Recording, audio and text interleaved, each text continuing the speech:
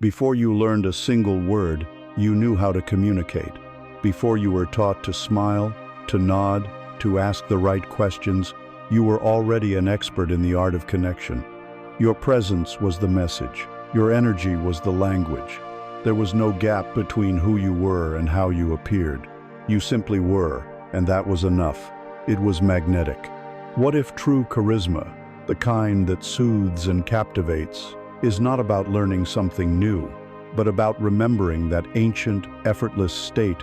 What if it is not a skill to be acquired, but a truth to be uncovered? The feeling you call social awkwardness, the hesitation, the mental blankness, the invisible wall you feel rising between yourself and another, is not a defect in your character. It is not a life sentence. It is a symptom of forgetting. It is a form of static, a dense fog created by the thinking mind, by the fear of judgment, by the weight of 100 past conversations that did not go as planned. It is the noise of the ego drowning out the silent, steady signal of your soul. We have been taught to communicate from the outside in, to manage our words, our faces, our gestures, hoping to construct an acceptable version of ourselves. And we are tired. Tired of the performance, tired of the effort, tired of the gnawing feeling that we are not being truly seen. This journey we are embarking on together is a radical reversal of that process.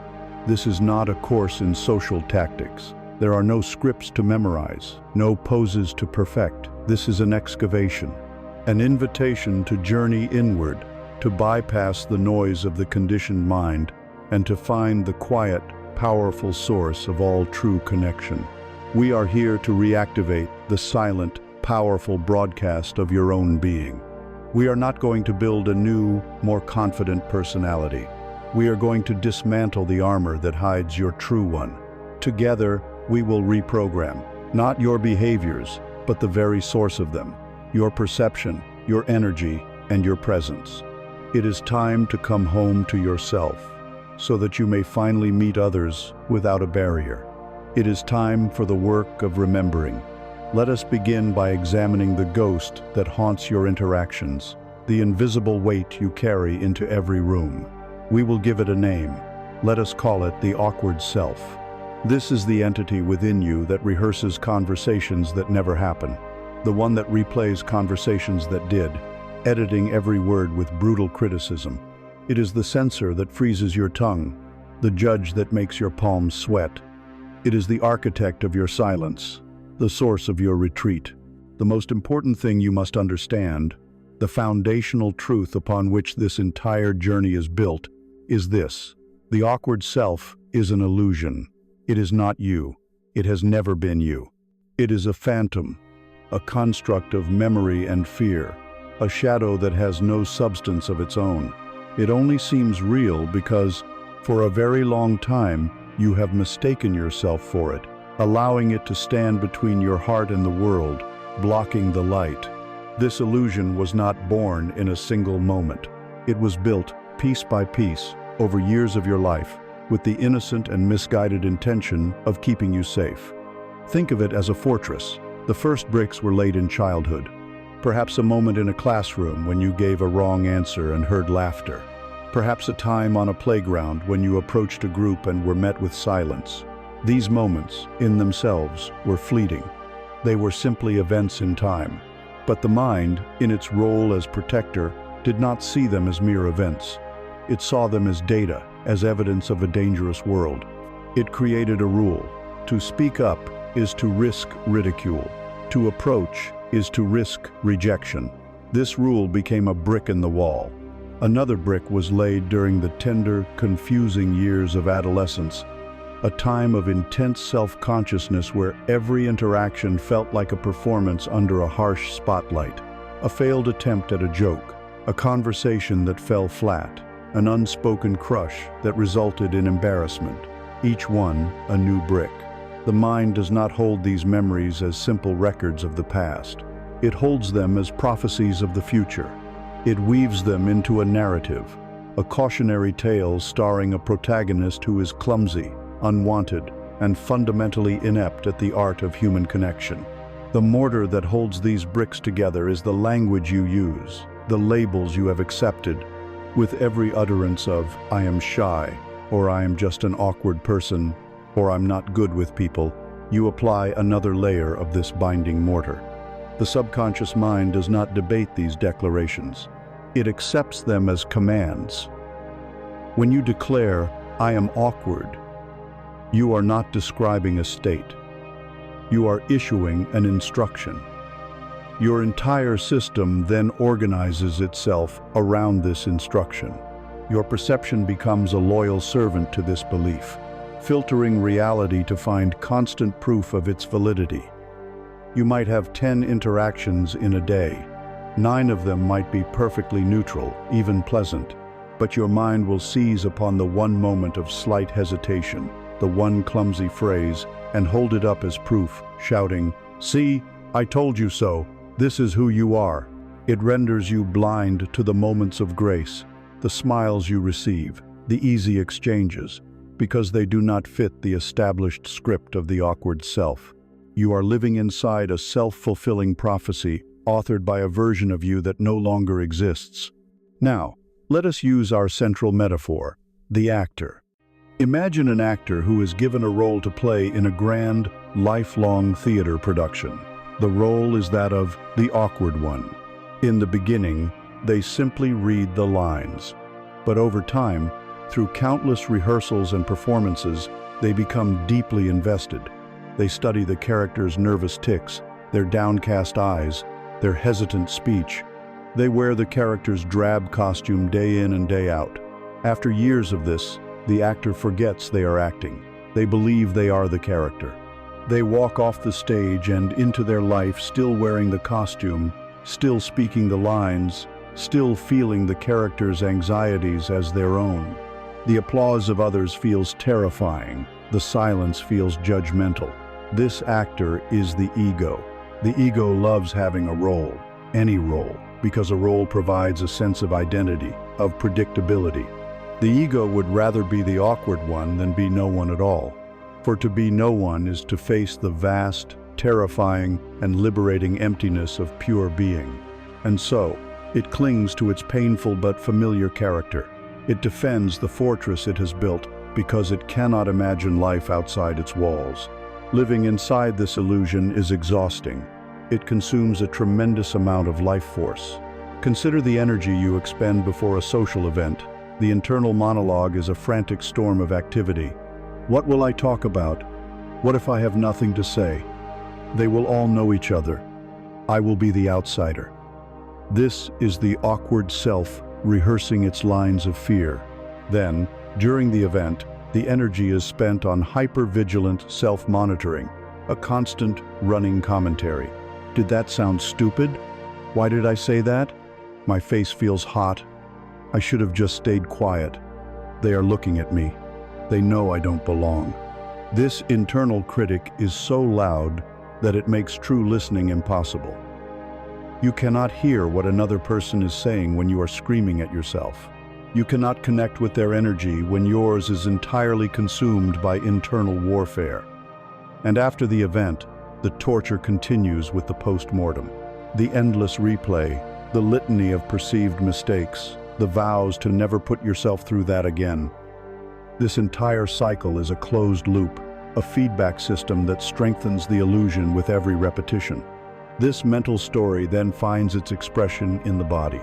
The story of "I am awkward" becomes a tightness in your chest, a knot in your stomach, a constriction in your throat that makes speaking feel like lifting a great weight. Your body is not betraying you.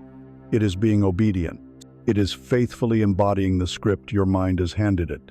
The path to liberation, then, is not to fight this character. You cannot destroy an illusion with force. The way out is to do something much quieter, much more profound. It is the act of separation through observation.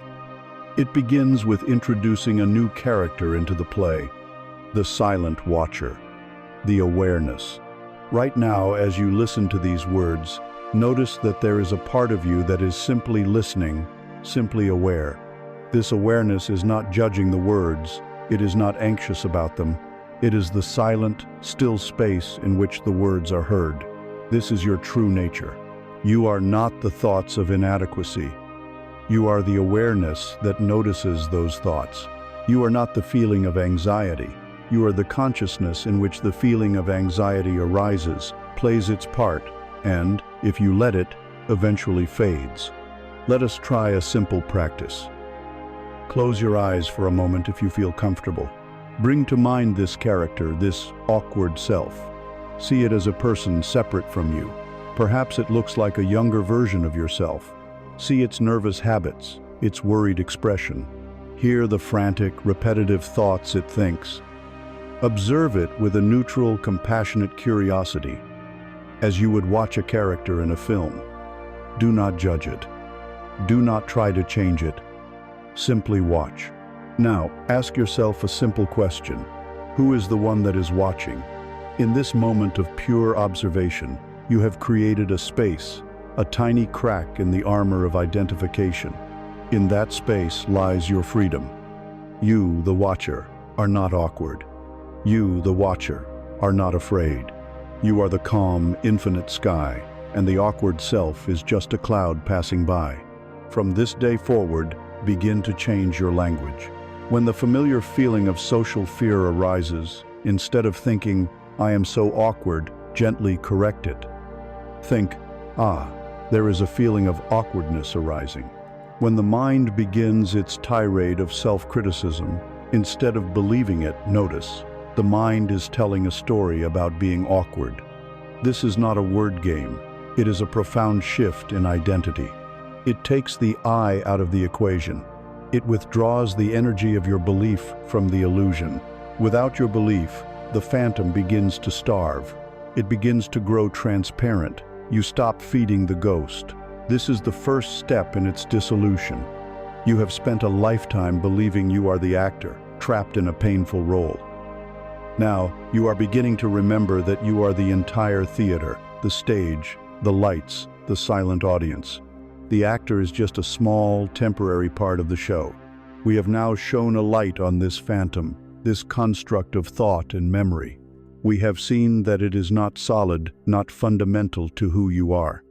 It is a habit of the mind, a program that can be uninstalled. But to continue this work, we must look at the mechanism that keeps it alive, the power source that gives it its seeming reality. For this phantom is most clearly seen, most powerfully projected, upon the mirror you hold up to the world every single day. The next step in our journey is to examine this mirror, the mirror of your perception of others. Having seen the awkward self for what it is, a phantom assembled from past pains, we must now ask a crucial question: how is this phantom sustained? An illusion, no matter how powerful, requires a source of energy to maintain its form. It must be fed, it must be validated, and it finds its nourishment in the way you perceive the world. It finds its reflection in the face of every person you meet. Therefore, our next step is to examine the very instrument of your perception, the most powerful and misunderstood tool in the work of connection. We must examine the mirror, every soul you encounter. From the brief exchange with a cashier to the intimate conversation with a loved one is a sacred mirror. The world does not show you people as they are. It shows you people as you are. The external reality you experience is not an objective event, but a grand projection of your own internal state. The feelings, judgments, and stories that arise within you when you interact with another person are not about them. They are pages from your own autobiography. Read aloud in their presence. Let us explore the mechanics of this profound and often unsettling principle. The process is called projection. Your consciousness is like a film projector, and the world is the screen. The film playing inside the projector is your own collection of beliefs, fears, wounds, and unexamined parts of your own being. When you look at someone and instantly judge them as arrogant, for instance, you are witnessing this mechanism in action. The judgment is not a pure assessment of their character. It is a confession about your own. Perhaps their confidence triggers your own deep-seated fear of being seen as inadequate. Or perhaps it reflects a disowned part of yourself, a potential for boldness that you have suppressed out of a fear of being judged by others. The arrogance you perceive is a hook that catches on a part of your own inner landscape. The irritation you feel is a homing beacon, signaling that you have encountered a piece of your own hidden self. The people who trigger us the most are not our enemies. They are our most potent spiritual teachers, arriving in disguise to show us the parts of ourselves we have refused to see. They are carrying, on our behalf, the very qualities we have exiled from our own kingdom. This mirroring effect is the engine that keeps the awkward self alive. The awkward self is fundamentally a state of self-judgment. Because you carry this judge within you, you project it onto everyone you meet. You walk into a room and you do not see a collection of human beings, each absorbed in their own world of thoughts and feelings. You see a panel of critics, a jury poised to deliver a verdict on your worth. Their neutral expression is interpreted as disapproval. Their silence is not mere silence. It is a confirmation of your boring nature. Their laughter across the room is not just laughter. It is surely at your expense. The mirror reflects your own inner critic back at you with terrifying clarity. You are not reacting to them. You are reacting to your own projected fear. The core terror of the awkward self is the fear of being truly seen, because it believes that if others see it, they will see the same flawed, inadequate being that it believes itself to be. Social awkwardness is therefore a desperate attempt to fog the mirror. It is an energetic scrambling, a frantic effort to distract, to deflect the other person's gaze, to hide from the reflection of yourself you expect to see in their eyes.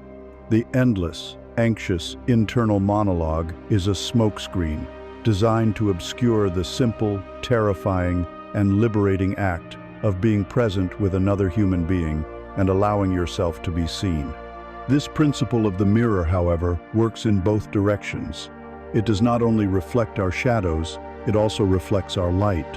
When you find yourself deeply admiring a quality in another person, when you are drawn to their courage, their creativity, their wisdom, or their compassion, you are not just witnessing their magnificence. You are witnessing a reflection of your own potential. That quality resonates with you so deeply because it exists as a seed within your own soul, waiting for the light of your awareness to make it grow. The people we admire are mirrors of our highest self, showing us the beauty that is waiting to be embodied within us. The okagoic mind, in its insecurity, might turn this admiration into envy or a sense of lack, thinking, "I wish I could be like that." But the soul understands the truth. It whispers, "You see that in them because you have it in you." Your attraction to their light is a call from your own future self, a reminder of the person you are capable of becoming. The work, then, is not to get a new mirror. You cannot change the people you meet. The work is to learn how to see your reflection accurately and to use what you see as a guide for your own inner healing. This is the practice of polishing the mirror. It begins with a radical shift in attention, from outward blame to inward curiosity. The practice is not to try and stop judging. In the beginning, that is like trying to stop the waves in the ocean. The practice is to become the silent observer of your judgments. The next time you are in an interaction and you feel a strong reaction, arise, be it irritation, envy, insecurity, or harsh criticism, let that be your signal. Let it be the bell of mindfulness that calls you back home. In that moment, instead of focusing on the other person and what is wrong with them, you must pause internally and turn the light of inquiry upon yourself. Ask the sacred questions. The old question is, why are they like that? The new transformative question is, what in me is being activated by them? What part of me feels threatened, or small, or angry in the presence of this energy? What story is my mind instantly creating about this person? And what does that story reveal about my own unhealed wounds? This is the alchemy of connection. You begin to use every interaction, especially the difficult ones, as a diagnostic tool for your own soul. The other person is simply providing the stimulus, the reaction, the meaning, the story that is all yours. It is your curriculum for growth. To deepen this practice, you can become a student of your own reactions, Keep a journal of your mirrors. After an interaction that left you feeling drained or activated, write down the judgments that arose, without censoring yourself. I found them to be loud and attention-seeking. I felt they were cold and dismissive. Then, sit with these statements not as facts about the other person, but as clues about yourself. Where in my own life am I afraid of taking up space? Where do I silence myself for fear of being seen as attention-seeking? Where in my life do I put up a cold wall to protect myself? What tenderness am I shielding? When you begin to engage with the world in this way, a miracle occurs. Blame dissolves. Resentment transforms into gratitude. Every person you meet ceases to be a potential threat and becomes a potential guide, a messenger delivering a piece of information you need for your own liberation. You stop trying to manage their perception of you, a futile and exhausting task, and you begin the real, fruitful work of tending to your own inner world. The desperate need for their approval begins to wane, replaced by a quiet, determined quest for self-understanding. You realize that the freedom you seek is not in controlling how others see you, but in purifying the lens through which you see them and yourself. This practice of seeing the mirror in others is the key to dismantling the awkward self. But to see a reflection clearly, without the distortions of your own fear, the surface of the mirror must be held perfectly still. A mind turbulent with anxious thoughts, like a rippling lake, can only offer a fractured, unreliable image. To truly receive the wisdom that these mirrors offer, we must first learn how to quiet the waters. We must learn to create a space of profound inner stillness from which to gaze. We must seek the sanctuary of silence. We have seen how the world acts as a mirror, reflecting the contents of our own consciousness back at us. We have also seen that this reflection is often distorted, fractured by the ceaseless agitation of our own minds. To see clearly, to connect authentically, we must first learn to still the waters. We must journey away from the noisy marketplace of compulsive thought and enter the vast, quiet landscape of our own inner being. We must discover the sanctuary of silence. In our modern world, silence has become a source of profound discomfort. We treat it as an absence, a void, a social failure that must be immediately filled with noise, with chatter, with distraction. In a conversation, a moment of silence can feel like an accusation, a sign that the connection has been lost. But this is a deep misunderstanding. We have mistaken the background for a blank space. True silence is not the absence of sound. It is the presence of awareness. It is the canvas upon which all sounds, all thoughts, all experiences are painted. It is the very ground of your being, the source from which all true connection and authentic expression must spring. To become a master of connection, you must first become a lover of silence. Before we enter this sanctuary, we must first become intimately familiar with the noise that obscures it. The primary source of this noise is the incessant, compulsive voice in the head. It is the inner narrator that never stops its commentary, the uninvited roommate that analyzes the past and worries about the future. This is the voice of the ego, the activity of the awkward self. It is a torrent of words, images, and fragments of thought that pulls your attention away from the living reality of the present moment. This inner noise is why you feel so exhausted after social interactions. Your energy is not drained by the other person.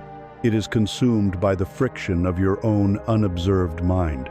This is also why we fear the pauses in conversation. When the external sound stops, our attention snaps inward, and we are confronted with the full force of this inner static. The discomfort is so great that we rush to speak, saying anything at all, just to create an external distraction from the chaos within. We are running from ourselves, and we use conversation as a hiding place. A shared, comfortable silence is one of the hallmarks of deep intimacy, because it means both individuals have found a measure of peace within themselves. They are not using each other to escape their own minds. They are able to simply be together in a shared space of quiet presence. The ego perceives silence as a threat, as an emptiness, a symbolic death. It needs problems, it needs chatter, it needs conflict to maintain its sense of identity. But the silence we are speaking of is not empty. It is unimaginably full. It is pregnant with life, with intelligence, with peace. It is the womb of all creation. The greatest works of art, the most profound scientific insights, the most compassionate actions do not arise from a noisy, agitated mind. They are born from a space of inner stillness, a moment of quiet communion with a deeper intelligence. The words that truly touch another person's soul are not the ones that are cleverly calculated by the intellect, but the ones that emerge unexpectedly and perfectly from the stillness within you. Our task, then, is to learn how to part the curtain of noise and step into this sacred, silent space that is always, already here, waiting beneath the surface of our lives. I invite you now to join me in a short practice, a direct entry into this sanctuary. Find a position where you can sit comfortably, with your back upright but not stiff. Allow your hands to rest in your lap, and when you are ready, gently allow your eyes to close. Take a moment to simply arrive in your body. Feel the points of contact between your body and the surface that supports you. Feel the weight of your own physical form, a gentle pull toward the earth. You are here. You are safe. Now, bring your awareness to the gateway of the breath. Do not try to control your breathing in any way. Simply become the silent witness to it. Feel the subtle sensation of the cool air entering your nostrils, filling your lungs, and the gentle release as the warmer air departs. The breath is your anchor to the present moment. Whenever your mind wanders, as it surely will, gently and without judgment, guide it back to the simple rhythmic sensation of breathing. It is the tide of life, rising and falling, all on its own. Now, keeping the breath as your soft anchor, begin to expand your awareness to include the world of sound. Listen to the symphony of your environment. Perhaps you can hear the low hum of electronics, the distant sound of traffic, a bird singing outside your window, or the subtle creaks and groan of the building around you. The usual tendency of the mind is to immediately label these sounds: car, refrigerator, dog. For this practice, see if you can listen underneath the labels. Hear the sounds as pure vibration, as raw sensory data. More importantly, notice the element that allows these sounds to be heard. Notice the silence. The silence is not disturbed by the sounds. It holds the sounds. Like a vast, open space, it allows every sound to arise, to be, and to pass away, without being fundamentally changed by them. The sound of a passing car and the silence that follows are not two different things. They are two aspects of the same whole. Rest your attention in this underlying, all-encompassing silence. Now, we will turn this same quality of listening inward. Just as sounds arise in the silence of the room, thoughts arise in the silence of your mind. Begin to watch your thoughts. See them as inner sounds, as clouds passing through the vast sky of your awareness. Do not engage with them. Do not follow them down their familiar paths. The goal is not to stop thinking. The goal is to stop believing you are your thoughts. Simply watch them come and go. You may notice a critical thought, a worried thought, a memory. See it, acknowledge it, and let it drift by without clinging to it. As you watch, you will begin to notice something remarkable. You will notice that there are gaps between the thoughts. There is a thought, and then a tiny pause. A space of pure, silent awareness before the next thought arises. This space has always been there, but your attention was so captivated by the thoughts themselves that you never noticed it. I invite you to shift your attention now. Rest in the gaps. Let the gaps between your thoughts become more interesting to you than the thoughts themselves. This silent space is the sanctuary. It is not something you need to create, you have only to discover it. It is your true home. Rest here for a moment. This is the stillness that stills the mirror. This is the peace that passes all understanding. As you continue to sit in this stillness, understand that this sanctuary is portable. It is not confined to your meditation cushion. You can access it in any moment of your day with a single conscious breath. When you are in a conversation and you feel the old habits of the awkward self begin to rise, you can take one silent, inward step back into this space. You can listen not just with your ears, but with this vast, silent awareness. When you listen from this place, you offer the other person an incredible gift. The gift of a non-judgmental, open space in which they can be themselves. You are no longer frantically searching your mental files for the right thing to say next. You are resting in the quiet confidence that the right response, the authentic word, or the compassionate silence will arise naturally from this deeper intelligence. You begin to trust the silence. You learn that it is not your enemy but your greatest ally. It is the source of all authentic power and genuine connection.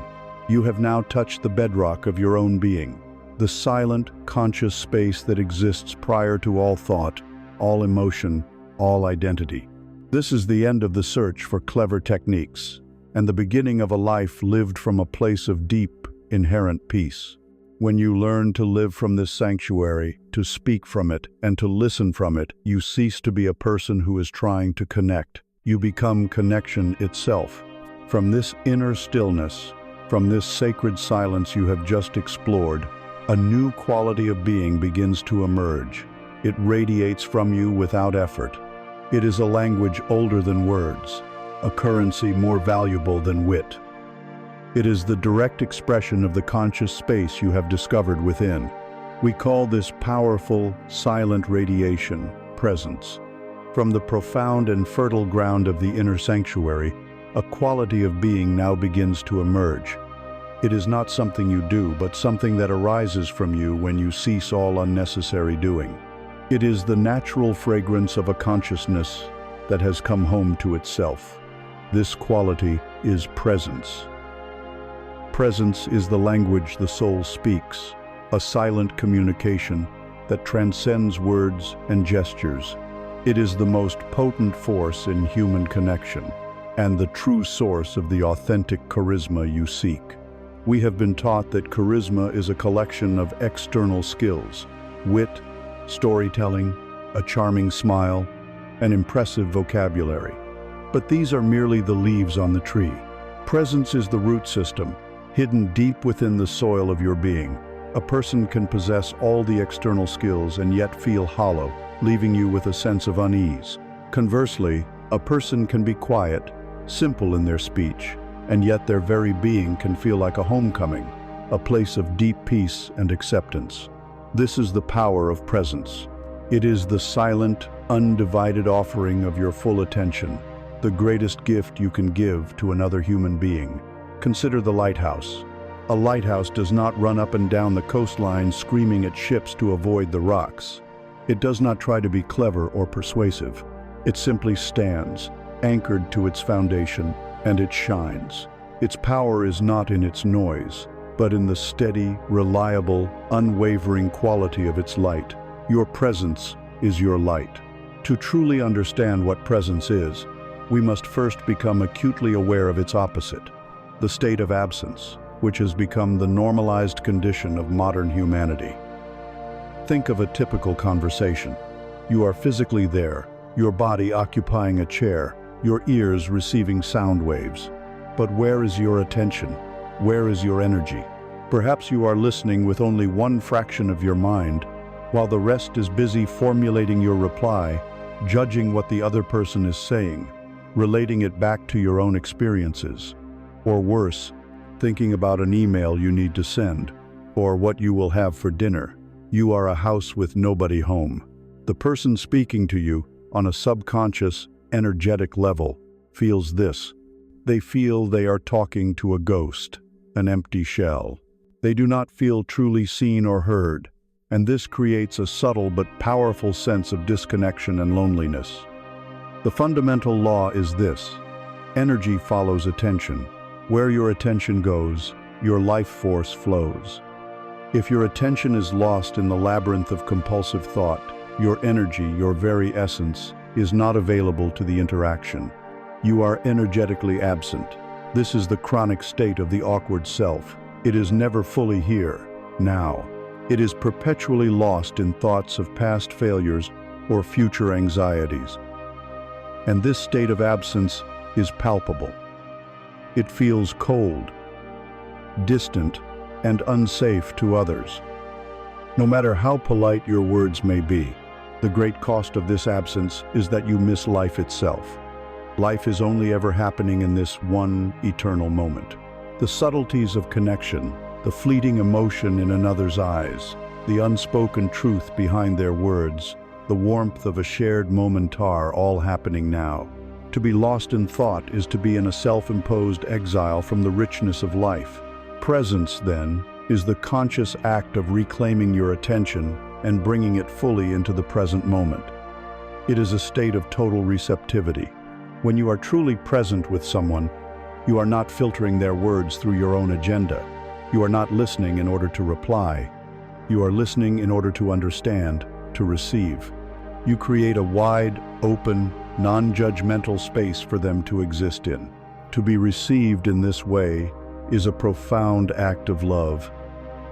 It is a silent communication that says, "What you are is enough. You are safe here. You are seen."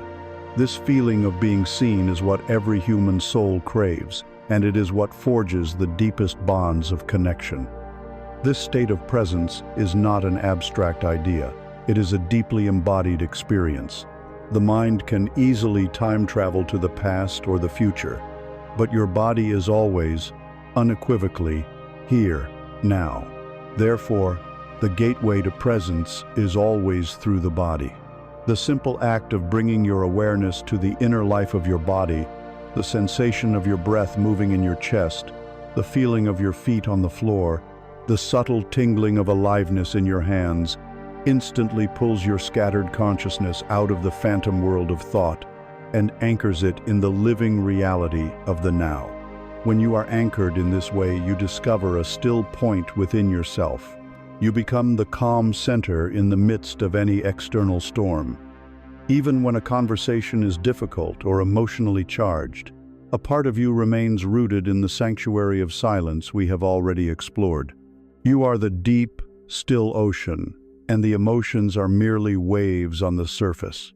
This quality of stillness is intensely magnetic. In a world of frantic, nervous energy, a person who embodies stillness is an oasis. People are unconsciously drawn to that energy because it has a calming effect on their own agitated nervous systems. It gives them permission to slow down, to breathe, to be themselves. This is the secret of authentic charisma. It is not about being loud or dynamic. It is the gravitational pull of a consciousness that is at peace with itself.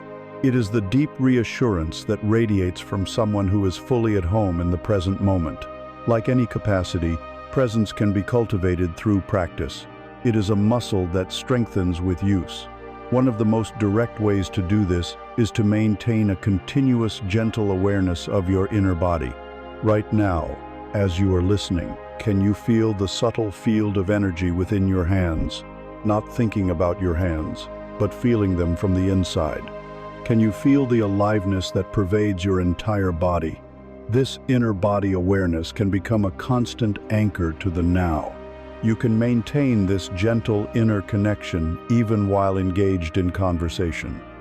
It keeps a part of your attention rooted within, preventing you from becoming completely lost in your mind or in the external situation. Another simple but powerful practice is to use the breath as a bridge. Before you speak, before you answer a question or offer an opinion, take one single conscious breath. This tiny pause, just 1 or 2 seconds long, is enough to break the momentum of a reactive, conditioned thought pattern. It creates a space. In that space, a response can arise not from the anxious ego, but from the stillness of your presence, from a place of deeper intelligence. Furthermore, you can transform the act of listening into a profound meditative practice. When another person is speaking, Make it your primary intention to simply be the space for their words. Let go, completely, of the need to formulate your own reply. Trust that when the time comes for you to speak, the present moment will provide the necessary words. Your only job in that moment is to listen with your entire being. Listen with your ears, with your eyes, with your body. Listen to the words, but more importantly, listen to the silence between the words. Listen to the emotion underneath the words. When you offer this quality of listening, you will find that your own responses become more intuitive, insightful, and far more connecting than anything your anxious mind could have ever constructed. You stop performing and start connecting. Presence is not a tool to get something from others. It is a state of being that is a gift in itself. When you are present, you are offering the totality of your being to that moment, to that person. It is an act of generosity that dissolves the illusion of the awkward self, which can only exist when you are lost in thought. In the light of your full presence, that shadow simply disappears. This state of being, this embodied presence, is not merely a psychological phenomenon. It is an energetic one. It has a tangible quality, a field that emanates from you and interacts with the world on a level far deeper than words. This radiant field has a specific resonance, a signature note that it broadcasts into the universe. To understand this, we must now explore the nature of your vibrational currency. The presence you have begun to cultivate is not an empty void. It is a field of conscious energy, a radiant atmosphere that emanates from you and touches the world. This energy is not all the same. It has a quality, a texture, a signature frequency. This is the most vital and overlooked aspect of all communication. We must now speak of your vibrational currency. In the world of commerce, we exchange money for goods and services. In the world of human connection, we are constantly engaged in a far more subtle and significant transaction. We are exchanging energy. Every thought you think, every emotion you feel, emits a specific vibrational frequency. This is not a mystical metaphor. It is the fundamental nature of reality. At the deepest level, everything in the universe, from a star to a stone to a human being, is a pattern of vibrating energy. Your inner state is the currency you bring to the marketplace of life. People are not primarily reacting to your words, your appearance, or your accomplishments. They are reacting to the invisible current of energy that flows from you. This is the silent subtext beneath every single conversation. Let us use the analogy of a radio. Your being is a powerful broadcasting tower. The signal you transmit is determined by your dominant emotional state. At the lower end of the dial, we find the dense, slow, contracted frequencies of emotions like fear, shame, guilt, and apathy. These emotions broadcast a signal of static and dissonance. When you are operating from this frequency, your energy field feels heavy, prickly, and unsafe to others. They may not consciously understand why, but they will feel a subconscious urge to withdraw, to create distance. At the higher end of the dial are the light, fast, expansive frequencies of love, joy, gratitude, peace, and acceptance. When these are your dominant states, you broadcast a clear, harmonious, coherent signal. This signal is naturally magnetic. It feels warm, open, and inviting. It is the energy of life itself, and other living things are unconsciously drawn to it, just as a plant turns toward the sun. This is not a matter of being a good or bad person. It is simply the physics of consciousness. Now, consider the awkward self. What is its dominant vibrational signature? It is perpetually tuned to the lowest frequencies on the dial. It is a broadcast of fear, the fear of judgment. It is a broadcast of shame, the shame of past perceived failures. It is a broadcast of anxiety, a constant worry about future performance. This low-frequency transmission is the very reason interactions feel so draining and difficult. The words you speak may be an attempt to connect, but the energy you are broadcasting is a signal of contraction and defense. The other person feels this energetic pushback, this wall of static, and the connection falters. You can memorize the most clever conversational openers, you can perfect your posture and your smile, but if the underlying broadcast is one of fear, that fear is the only message that will be truly received. This is why you can say, "I'm fine," through gritted teeth, and the other person knows with absolute certainty that you are not. They are not reading your words, they are reading your vibration. The packaging is polite, but the product inside is turbulent. This principle operates under a universal law, often called the law of resonance or the law of attraction. Like attracts like. Your dominant vibrational state acts as a powerful tuning fork, and it will, by law, draw to it people and experiences that resonate with that same frequency. This is not a cosmic system of reward and punishment. It is impersonal physics. If your broadcast is one of insecurity and self-doubt, you will find yourself in situations that seem to confirm and validate that insecurity. You will attract people who are critical, or you will interpret their neutral actions through your own filter of doubt.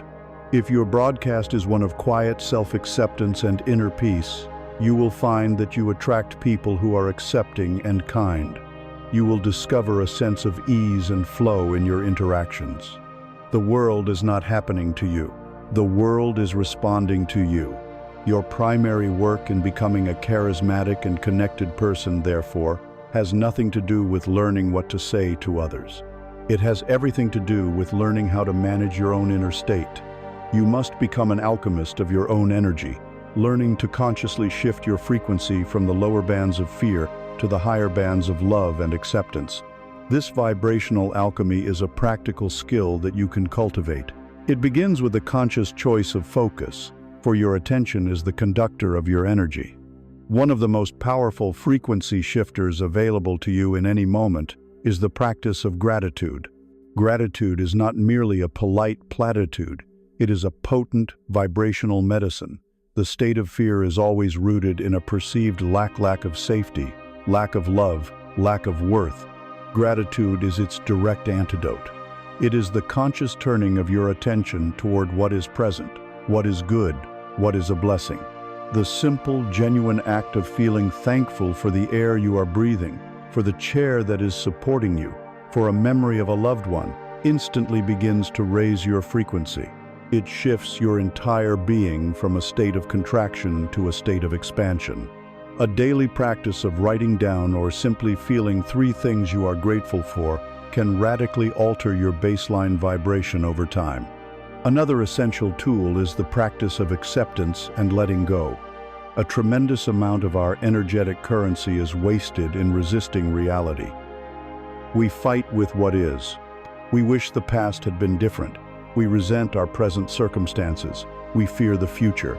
This resistance creates an immense internal friction, a grinding of gears that generates the dense, low frequency of suffering. Acceptance is not passive resignation. It is the wise, courageous act of aligning with the reality of the present moment, whether you like it or not. It is the cessation of the inner war.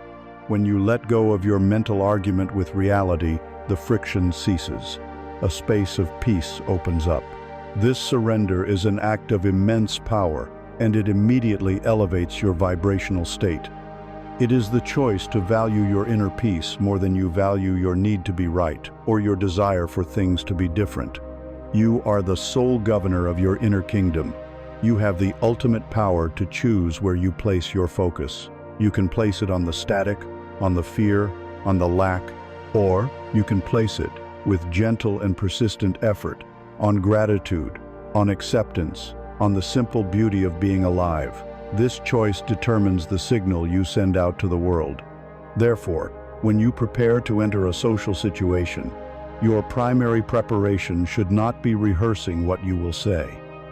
Your primary preparation should be to consciously tune your own instrument. Take a few moments to yourself, close your eyes, take a few deep breaths. Find 3 things to be grateful for, no matter how small. Feel the state of acceptance in your body. Consciously choose to broadcast a signal of peace, of openness, of simple, friendly presence. Set the intention to offer this high-frequency energy as a silent gift to everyone you meet. You become a walking, talking offering of good vibrations. This is the foundation. You must first master your own broadcast. Now, how do we use this understanding to actively transform our interactions with others? One of the most powerful and direct ways to offer a high-frequency connection, to practice this engaged presence, and to instantly elevate the energy of any exchange is through the humble, profound, and all too rare act of deep listening. After cultivating a state of inner silence, after learning to feel the subtle currency of your own vibration, a natural question arises. How does this inner state translate into the world of words?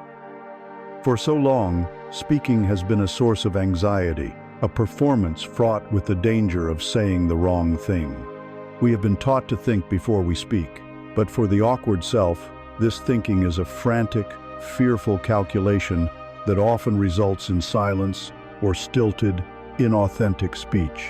We must now explore a radically different way of expression, one that is not born from the agitated mind, but from the deep, quiet center of your being. We must learn to speak from the still point. Consider a tree in spring. The tree does not struggle to create its blossoms. It does not sit and worry about the color of its petals or the perfection of their shape. It does not compare its future blossoms to the blossoms of the tree next to it. The flower is simply the natural, effortless, and beautiful expression of the life force that has been quietly circulating within the tree all winter. The blossom is an emergence, not a construction. So it is with words that carry true weight and grace. The words that connect, that heal, that inspire, are not constructed by the anxious intellect. They are blossoms that emerge from the deep, silent life force of your own presence. Speaking from the still point is the art of allowing your words to flower. To understand this, we must first dissect the speech of the ego, the language of the awkward self. Ego speech is born from a sense of lack. Its primary motive is not to connect, but to manage. It speaks in order to get something: validation, approval, the last word, an advantage in an argument, or simply relief from the terrifying pressure of a shared silence. It is fundamentally needy. Because its source is fear, it is characterized by a subtle or overt tension. It can be fast, hurried, and anxious, tumbling out in a rush before the inner critic can censor it. It can be loud and defensive, attempting to assert a fragile sense of certainty. It often involves over-explaining, justifying, and talking at someone rather than with them. It feels like a performance because it is a performance. The inner experience of producing ego speech is one of struggle. It is the frantic rummaging through mental files for something clever to say. It is the constant, real-time monitoring of how your words are being received. It is the exhausting calculation of social cause and effect.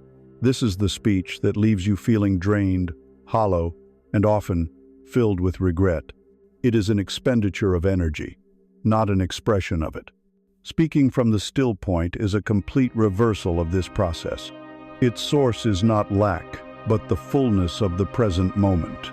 Its motive is not to get, but to give, to share, to connect, to express a truth that has arisen from a place of peace.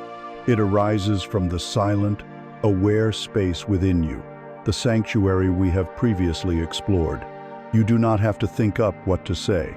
In fact, the process of frantic thinking is what blocks the flow. The practice is to remain anchored in your inner body, in a state of receptive presence, while listening to another. And then, in the space of silence that follows, you trust. You trust that a response, if one is needed, will emerge. It often feels less like you are crafting a sentence and more like you are receiving it or allowing it to be spoken through you. It is an intelligence far deeper and more creative than your personal conditioned mind. The qualities of this speech are markedly different. It is often slower, not from hesitation, but from a lack of hurry. It is calm and deliberate because it is not propelled by anxiety. Each word feels as if it has weight, as if it is backed by the substance of your entire being. This is because it is. The words are not hollow shells produced by a thinking machine. They are resonant vessels filled with the energy of your presence. This form of speech can be incredibly simple. It has no need for ornate language or cleverness. A few simple, sincere words spoken from the still point can have a far greater impact than a long, eloquent monologue delivered by the ego. The defining quality of this speech is its sincerity.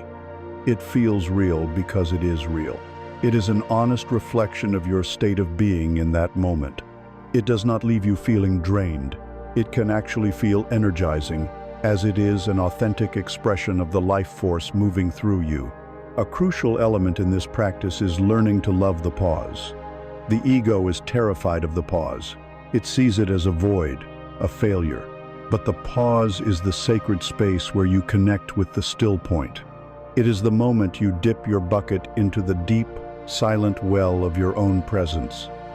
Before you answer a question, before you offer an opinion, give yourself the gift of a conscious pause.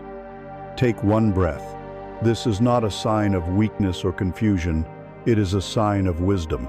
It is a sign that you respect the act of communication, enough to draw your words from a place of substance, rather than scooping them from the noisy, polluted surface of the mind. In that brief silence, you let go of the ego's frantic need to have a pre-packaged answer, and you open yourself to a more intuitive and authentic response. People will feel this. They will subconsciously feel the grounding presence behind your words, and it will give them a sense of peace and trust. The practice, then, becomes one of subtraction, not addition. It is about letting go of the habits of the ego. It begins with an intention, a vow to speak with more consciousness. You can experiment with simply speaking less. Resist the compulsion to fill every available space with chatter. Notice the urge to speak, and instead of immediately acting on it, just watch it. See what happens when you allow a silence to be. You will often find that the other person uses that space to go deeper, to say something more meaningful than they would have otherwise. You are giving them a gift of space. The core practice is to cultivate a deep trust in the intelligence of the present moment. Let go of the need to control the conversation. Let go of the illusion that you, the small, thinking mind, are responsible for its success. Anchor your awareness in the aliveness of your inner body. Offer the other person your full, present attention, and trust that when it is time for you to speak, the right words will be given to you. This also means embracing the simple truth of your experience. Speech from the still point is honest. If you do not know something, the most powerful and connecting response is a simple, peaceful, "I don't know." There is no pretense. If you feel a certain way, speaking from that feeling, "I feel a sense of sadness," hearing that, or "I feel a sense of joy for you," is infinitely more connecting than offering a detached intellectual analysis. You are sharing your being, not just your thoughts. When you practice this, speech ceases to be a source of anxiety and becomes a form of meditation, an adventure in the present moment. You are no longer performing. You are simply allowing your essence to be expressed, like the tree allowing its flower to blossom. The deep sense of relief and freedom that comes from this shift is immeasurable. When you learn to listen from a place of deep stillness and to speak from that same silent well, a profound change occurs in the very atmosphere you carry. You are no longer a person desperately seeking approval or defending against judgment. You simply are. This state of authentic being emanates a powerful, unspoken field of unconditional acceptance, a silent permission for others to lay down their own armor and simply be as they are. When you learn to listen from the vastness of your inner silence and to speak from that same deep wellspring, something remarkable happens. The frantic neediness of the ego begins to dissolve. The desperate search for validation, for agreement, for approval, simply falls away. For you have touched a place within yourself that is already whole and requires no external confirmation. From this state of inner fullness, a new way of relating to the world is born. It is perhaps the most magnetic and healing force in human interaction. It is the gravity of acceptance. This acceptance is not a weak or passive tolerance. It is not a resigned sigh of, "I suppose I have to put up with you." It is an active, powerful, and conscious field of energy. It is the silent, unwavering offering of space for another person to be exactly as they are, without the slightest hidden agenda from you to change them, fix them, or improve them. Like the force of gravity, it is not something you actively do.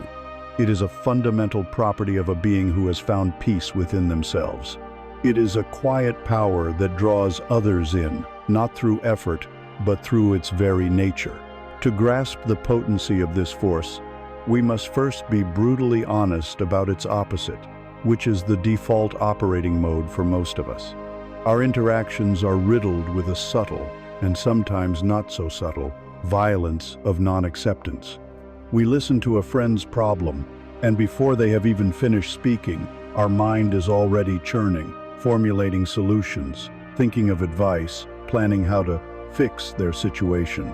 We may believe we are being helpful, but the unspoken message we are sending is, "Your current state of confusion or sadness is not acceptable. You need to be improved."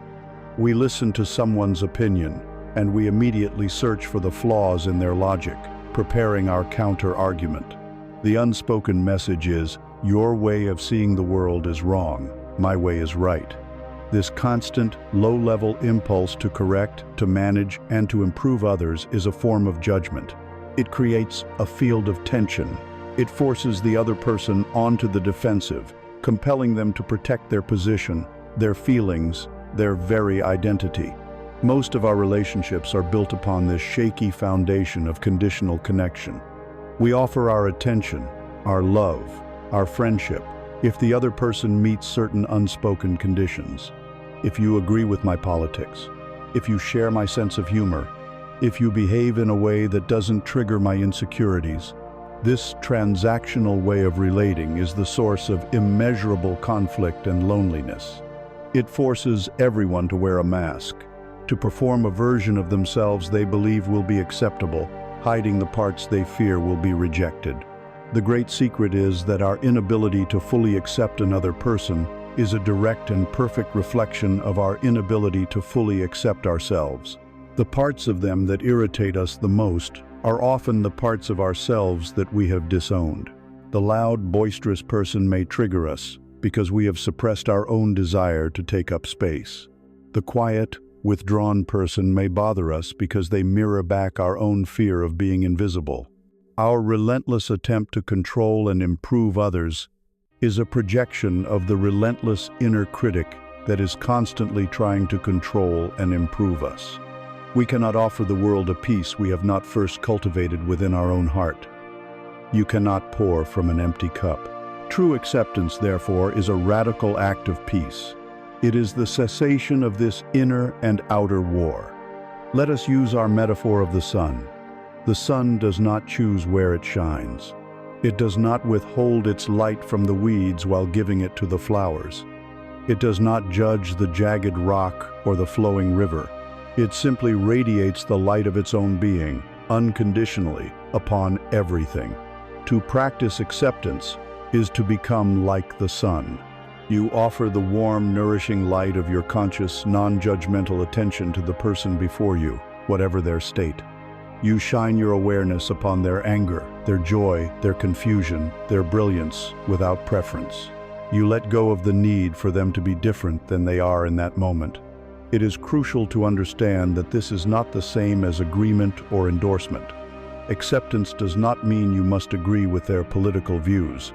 It does not mean you must condone behavior that you find harmful.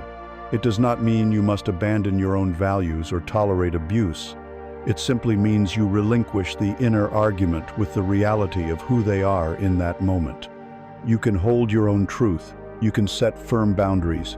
You can disagree with clarity and strength, but you do it from a place of inner peace, not from a place of reactive, judgmental opposition. You are no longer fighting them. You are simply presenting a different reality. The energy is clean. It is powerful. It is free from the static of conflict. When you can offer another human being this quality of pure acceptance, you are giving them the rarest and most precious of all gifts, the silent permission to be themselves. In the safe harbor of your non-judgmental presence, their need for defensiveness dissolves. The armor they have carried for so long suddenly feels heavy and unnecessary. They feel safe enough to be vulnerable, to be uncertain, to be imperfect, to be authentic. This is the source of the profound magnetism of acceptance. We are all, consciously or unconsciously, starved for this experience. We wander through life carrying the heavy burden of our masks, longing for a place where we can finally lay them down and be seen for who we are. When we find a person who can hold that space, we are drawn to them like a moth to a flame. They become a sanctuary. Their charisma is not in what they say or do. It is in the profound peace their very being offers to the world. So how does one become such a person? The path is a great reversal. It lies in completely and utterly abandoning your own search for approval from the outside world. The desperate need for acceptance is precisely what makes us so judgmental. We are constantly scanning, assessing, and judging others as a defensive strategy, hoping to secure our own position. We criticize them before they have a chance to criticize us. The moment you stop seeking acceptance, you realize you never needed it in the first place. You find it in the still point, in the silent, aware space within you that is already whole, complete, and untouched by any opinion or judgment. Your center of gravity shifts from the unstable ground of others' perceptions to the solid rock of your own being. The practice of this begins at home, with the person you spend every moment with, yourself. Begin to notice the relentless judgments of your own inner critic. Notice how you speak to yourself when you make a mistake or feel you have fallen short. And instead of believing that voice, simply offer it the light of your spacious, non-judgmental awareness. Practice accepting your own anxiety, your own laziness, your own moments of confusion, just as you would accept a passing cloud in the sky. As your capacity for self-acceptance grows, your ability to accept others will blossom naturally, without any effort at all. You will simply have more peace to give away, because you are more full of it yourself. This is the gravity of acceptance. It is the quiet, unassuming power of a soul that has ceased its fighting. To be in the presence of such a person is to feel your own nervous system calm down, your own heart open, your own mask begin to loosen its grip. This is the essence of true magnetic charisma. It is not about being interesting, it is about being a safe harbor in which others can discover their own truth. This profound state of acceptance is not merely a philosophical concept or a mental attitude. It is a deeply embodied reality. It changes your physiology. It softens the chronic tension in your jaw and shoulders. It deepens your breathing. It changes the very energy that your cells radiate. Your physical form becomes a living, breathing testament to your inner peace.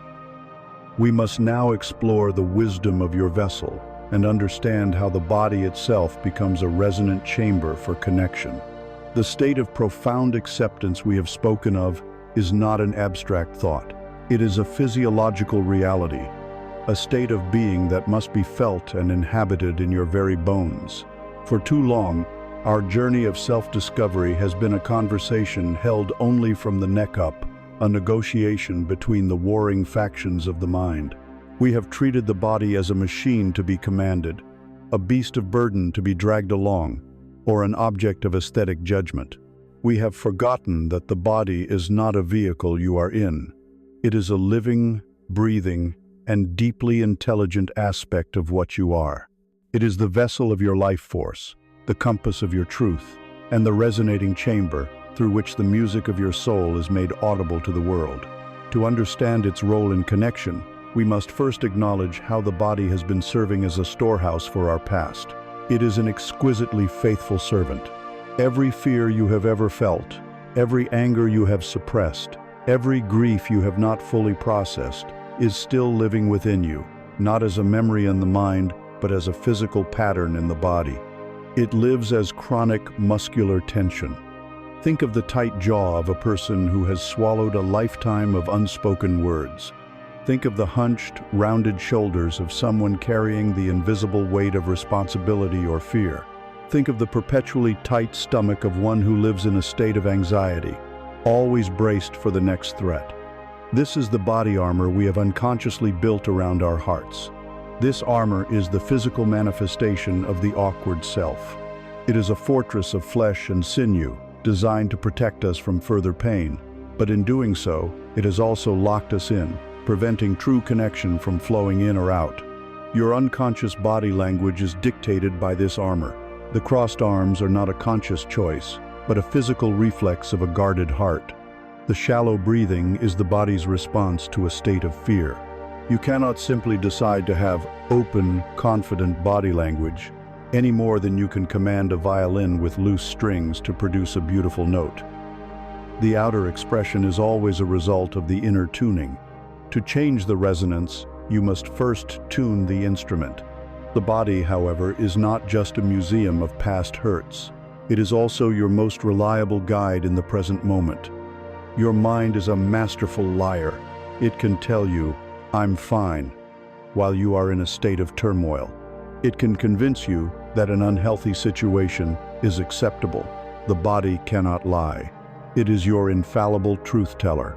That sudden knot in your stomach when you are about to agree to something you do not want to do, that is truth. That tightness in your throat when you are not speaking your mind, that is truth. The feeling of expansion and warmth in your chest when you are with someone you truly connect with, that is also truth. The body is a compass, constantly pointing toward what is true for you, if only you would learn to read its subtle language. The path to learning this language is the practice of embodied awareness. It is the act of bringing your kind, gentle attention out of the world of abstract thought and into the world of direct, physical sensation. Let us practice this together for a moment. Wherever you are, I invite you to bring your attention to the soles of your feet. Without wiggling your toes or moving at all, simply feel them from the inside. Can you feel a subtle tingling, a vibration, a sense of aliveness? This is the energy of your inner body. There is nothing to achieve here. Simply rest your awareness in that sensation. Now, allow that gentle awareness to expand, to travel up through your ankles, your calves, your knees. Feel the solidness of your own bones, the softness of your muscles. Bring your awareness into your stomach. Notice the gentle rise and fall with each breath. Do not judge what you find. If there is tension, simply note it with a kind of friendly curiosity. Ah, there is tightness here. You are not trying to force it to relax. You are offering it the warm light of your presence, and in that light, it may choose to soften on its own. Continue this gentle journey upward, through your chest, feeling the steady beat of your heart. Let your awareness fill your shoulders.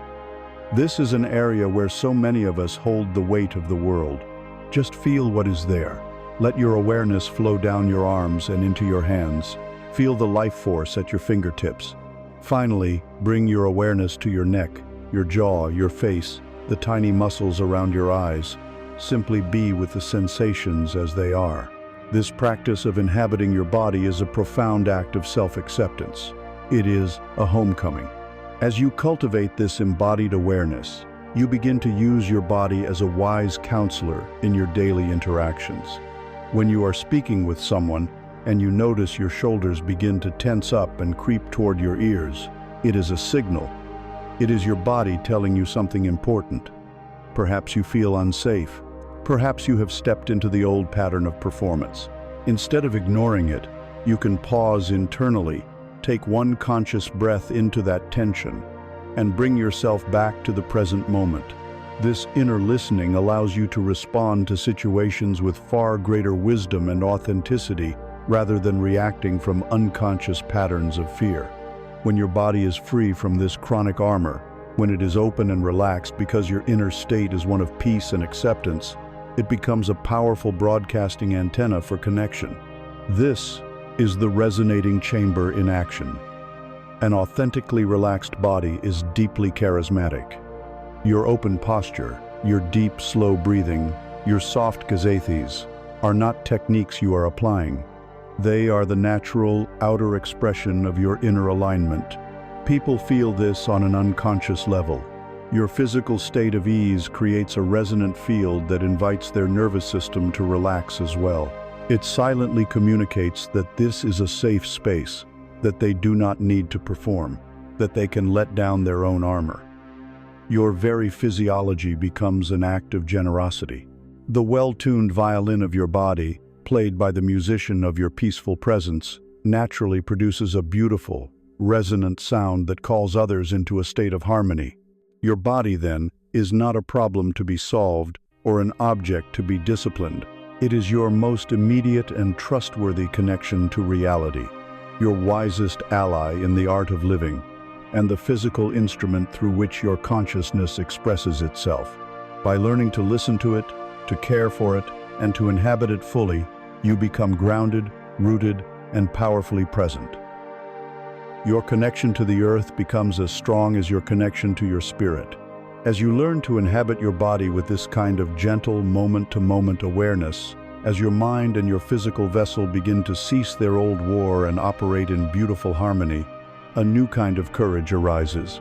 It is the courage to stand in the world without your old, heavy defenses. It is the courage to be seen, to be vulnerable, knowing that your true safety lies not in the walls you build, but in your own grounded, embodied presence. You become ready to finally shed the social armor you have carried for so long. You have learned to find peace in the sanctuary of silence. You have begun to feel the truth in your body, to inhabit your physical vessel with a new and gentle awareness. Your mind and body are no longer at war. From this place of grounded, embodied presence, you now stand at the threshold of a new and courageous way of being in the world. You are now equipped to consider the most transformative act of all, the shedding of your social armor. For years, you have carried this armor into every interaction. It is the collection of all your defense mechanisms, the masks you wear, the carefully constructed personality you present to the world to protect the soft, vulnerable core of your true self. It is the humor you use to deflect intimacy, the intellectualism you use to avoid feeling, the cool apathy you project to hide your deep longing for connection. This armor is heavy, and you are tired of carrying it. You must understand a fundamental paradox. This armor, which you believe has kept you safe, is the very thing that has kept you isolated. It has protected you from rejection, but it has also blocked you from receiving the love and authentic connection you crave. It is a fortress that has become a prison. Let us examine the different suits of armor we so expertly wear. Perhaps you will recognize your own. There is the armor of the intellect. This is worn by the person who lives in their head.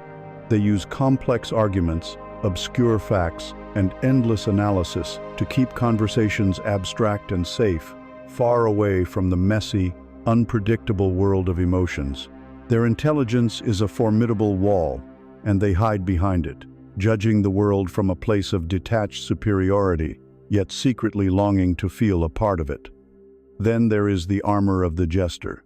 This is the person who cannot tolerate a moment of sincere emotion. They use a constant barrage of jokes, sarcasm, and self-deprecation to keep everything light, to deflect anything that gets too real. Laughter is their shield. If a conversation veers toward vulnerability, they will be the first to crack a joke, breaking the spell, pushing everyone back to the safe, shallow surface. They are often the life of the party, yet few people know the quiet sadness that lives behind their smile. There is also the heavy, leaden armor of cynicism. This is worn by the one who pretends not to care. By projecting an attitude of coolness, of apathy, of being above it all, they protect themselves from the potential pain of disappointment. If you never hope for anything, you can never be let down. If you never admit you want connection, you can never be rejected. "I don't need anyone" is their battle cry, but it is a desperate attempt to drown out the whisper of their own lonely heart. And we must not forget the shimmering, exhausting armor of perfectionism.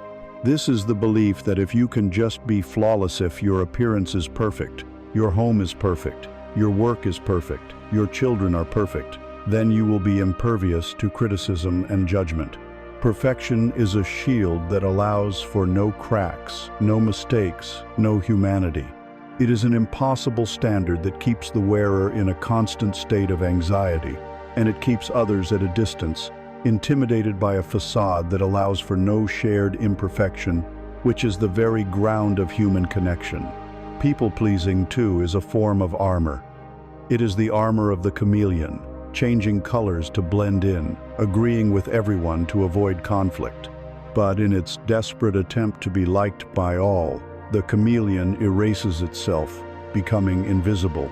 All of this armor, whatever its form, is forged in the fire of one belief: if people see the real me, they will not love me. We must dismantle this core belief by redefining its opposite: vulnerability.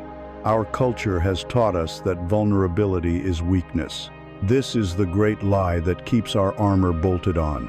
Vulnerability is not weakness. Vulnerability is the truest measure of courage. It is the willingness to show up and be seen when you have no control over the outcome. It is stepping into the arena of life without any guarantee of success. It is emotional risk, exposure, uncertainty. And here is the secret: it is the only birthplace of everything we truly long for.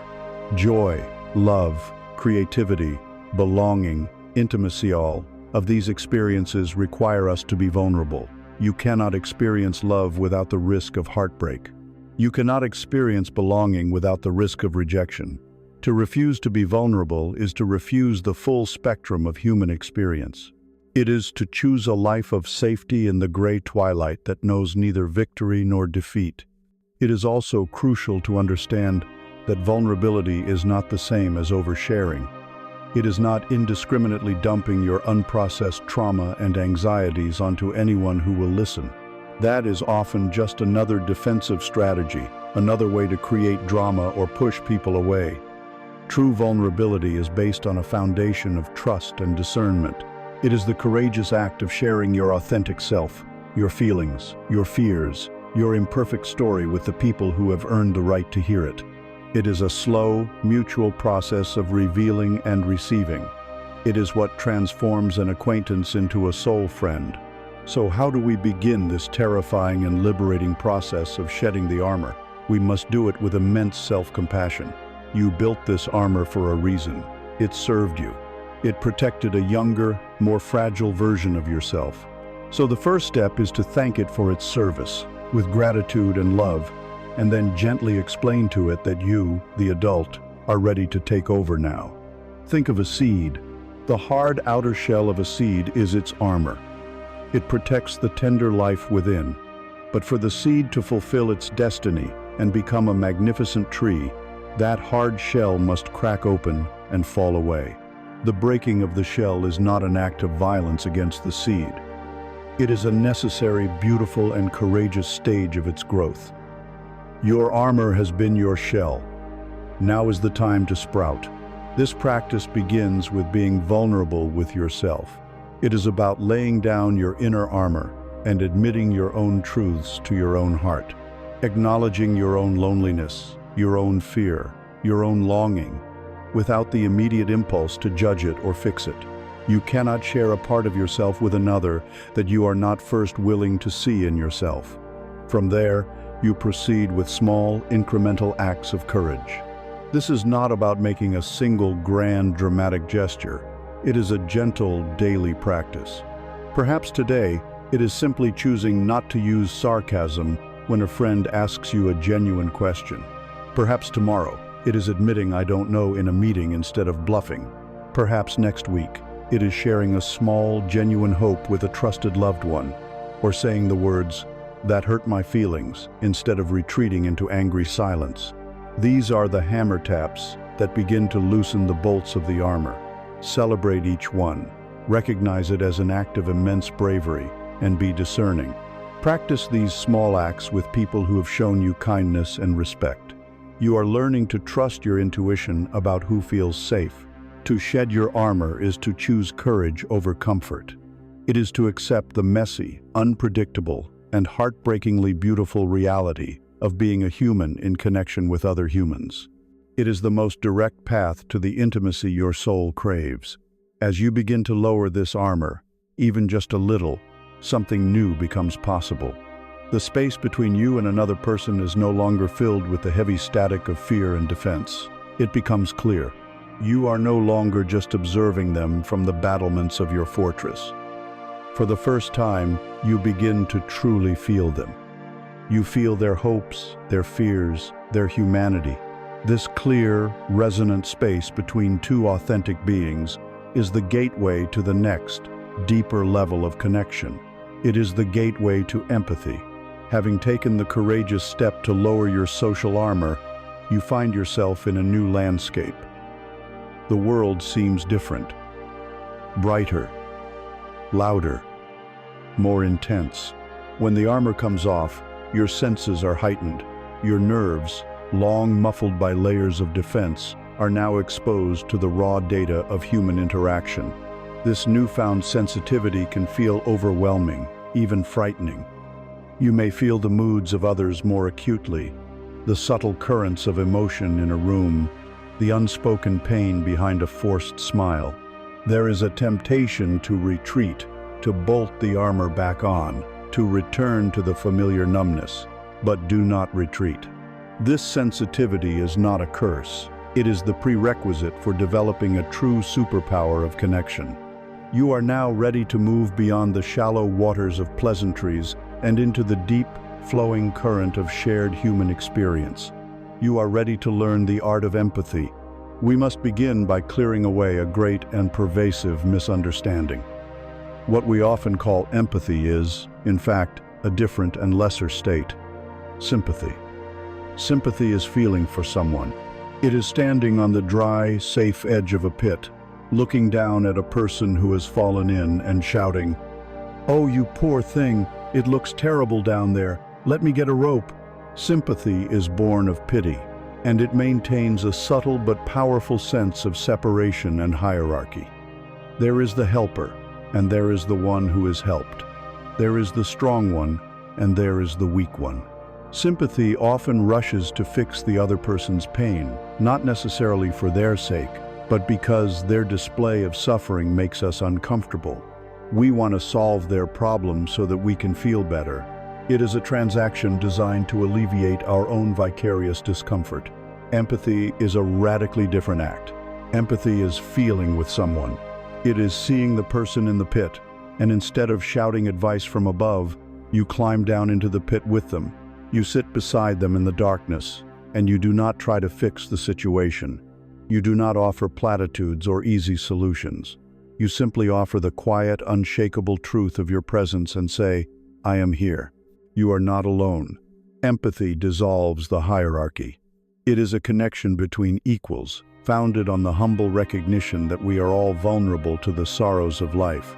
It acknowledges that their darkness is a darkness you too could know or have known. It requires you to access your own vulnerability in order to connect with theirs. This is why we so often resist it. We fear that if we truly open ourselves to another's pain, we will be consumed by it. We fear that if we climb into their pit, we will be trapped there with them. We fear we will drown in the river of their grief. And so, we stay on the safe bank of sympathy, offering well-intentioned but ultimately hollow reassurances from a distance, preserving our own illusory safety at the cost of true connection. Let us explore this metaphor of the river more deeply, for it is the key to practicing empathy without becoming overwhelmed. Imagine that the collective emotional life of humanity is a single vast river. Within this river are all the currents of feeling: grief, joy, anger, peace, fear, love. When a person is experiencing a powerful emotion, they are caught in a strong current of this river.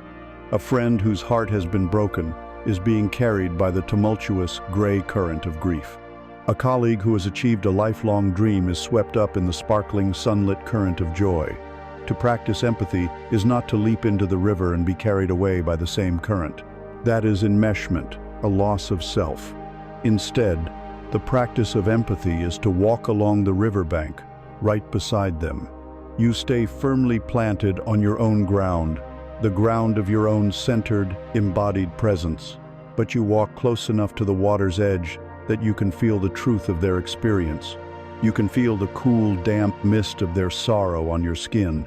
You can hear the powerful roar of their anger. You can feel the warmth radiating from the sunlit waters of their joy. You are a witness, a loving, present, grounded witness. You do not try to pull them out of the river. You do not judge the river. You honor their journey within that current, and you walk with them until they reach a calmer stretch of water. Your presence becomes their anchor, a steady point of reference on the shore. This ability to stay on your own ground while witnessing their river is the critical skill of the empath. It is what prevents you from drowning. And this skill is cultivated through the practices we have already explored. It is your anchor to your own breath, your own body, that keeps you from being swept away. When you are sitting with a friend who is in deep pain, and you feel a powerful wave of that sadness rise in your own chest, the practice is to consciously turn a fraction of your attention inward. You feel the ache in your own heart, and you take a slow, deep breath into your own center. You feel your feet on the floor. You feel the solidness of the chair beneath you. This is the act of touching your own ground. In that moment, you are silently affirming, I am here, on my own bank. I feel this echo of their sadness in my own body, a reminder of our shared humanity. I am with them in this feeling, but I am not lost in it. Their river is their river. My ground is my ground. This is the balance of open-hearted connection and centered self-possession. You do not mistake their story for your story. You do not allow their experience to trigger your own past traumas and carry you away. You remain the compassionate witness, the keeper of the sacred space between you. It is vital to remember that empathy is not reserved for sorrow. In fact, for many, empathizing with joy is a far greater challenge. To sit with someone in their pain can make us feel needed, strong, and virtuous. To sit with someone in their triumph, in their radiant joy, can trigger the ego's deepest insecurities. Envy, comparison, a sense of our own lack. True, deep empathy means having a heart that is open enough to celebrate another's success as if it were your own. It is the ability to feel the warmth of their sunlit current without wishing it were yours, but simply delighting in the beauty of their experience. This requires a profound level of self-acceptance and a freedom from the egoic need to compete. When you can genuinely delight in another's happiness, you have reached a masterful level of connection.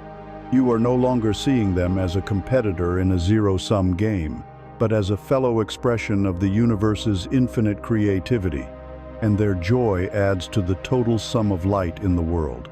We can understand empathy as existing on a spectrum. At one end is cognitive empathy, which is the intellectual ability to understand someone's perspective. It is to say, I see your point of view. Logically, it makes sense that you would feel that way.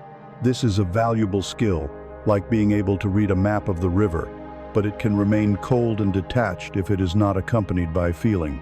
At the other end is affective empathy, which is the direct, somatic, feeling-level connection. We have been exploring the experience of feeling the mist from the riverbank. The highest synthesis of these is compassionate empathy. This is when your intellectual understanding and your emotional resonance combine and move you to wise, caring action. But action does not always mean doing something. Often, the most compassionate action is to do nothing at all. It is to resist the urge to fix, to advise, to interrupt. The most compassionate action is often to simply provide the healing balm of your silent, attentive, non-judgmental, and deeply feeling presence. You trust that they have their own wisdom, their own strength, and your role is not to be their savior, but to be the safe space in which they can discover that strength for themselves. To cultivate this in your life, you must approach listening as a sacred art. Listen for the feelings beneath the words. When someone is speaking, ask yourself, What is the emotion being expressed here? And when you respond, reflect that feeling back to them. Simple phrases like, "That sounds incredibly difficult," or "It sounds like you felt betrayed," are profoundly validating.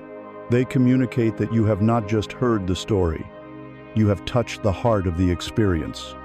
This is the language of empathy. Finally, as you develop this powerful capacity, you must also develop sacred boundaries.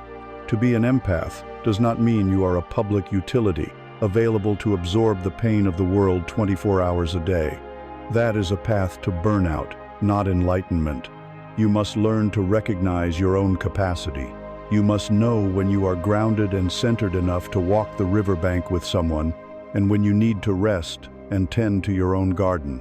It is an act of profound self-love and wisdom to be able to say, with kindness, "I care for you deeply, and I can see you are in pain, but I do not have the capacity to hold this space for you right now." You must also practice energetic hygiene. After a particularly intense empathic exchange, consciously release the residual energy. Shake your body, spend time in nature, listen to music, take a bath, do whatever you need to do to return fully to your own center, to your own ground. Empathy is the ultimate solvent for the illusion of the separate self. It is the direct experience that another's suffering is your suffering, and another's joy is your joy. It is the recognition that we are not separate, isolated islands, but interconnected expressions of one single, flowing river of life.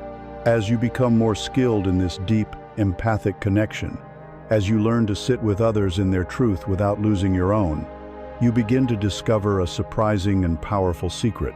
You realize that your efforts to be clever, to be interesting, to be helpful, were all secondary. You discover that often the most powerful, charismatic, and healing thing you can possibly do for another human being is absolutely nothing.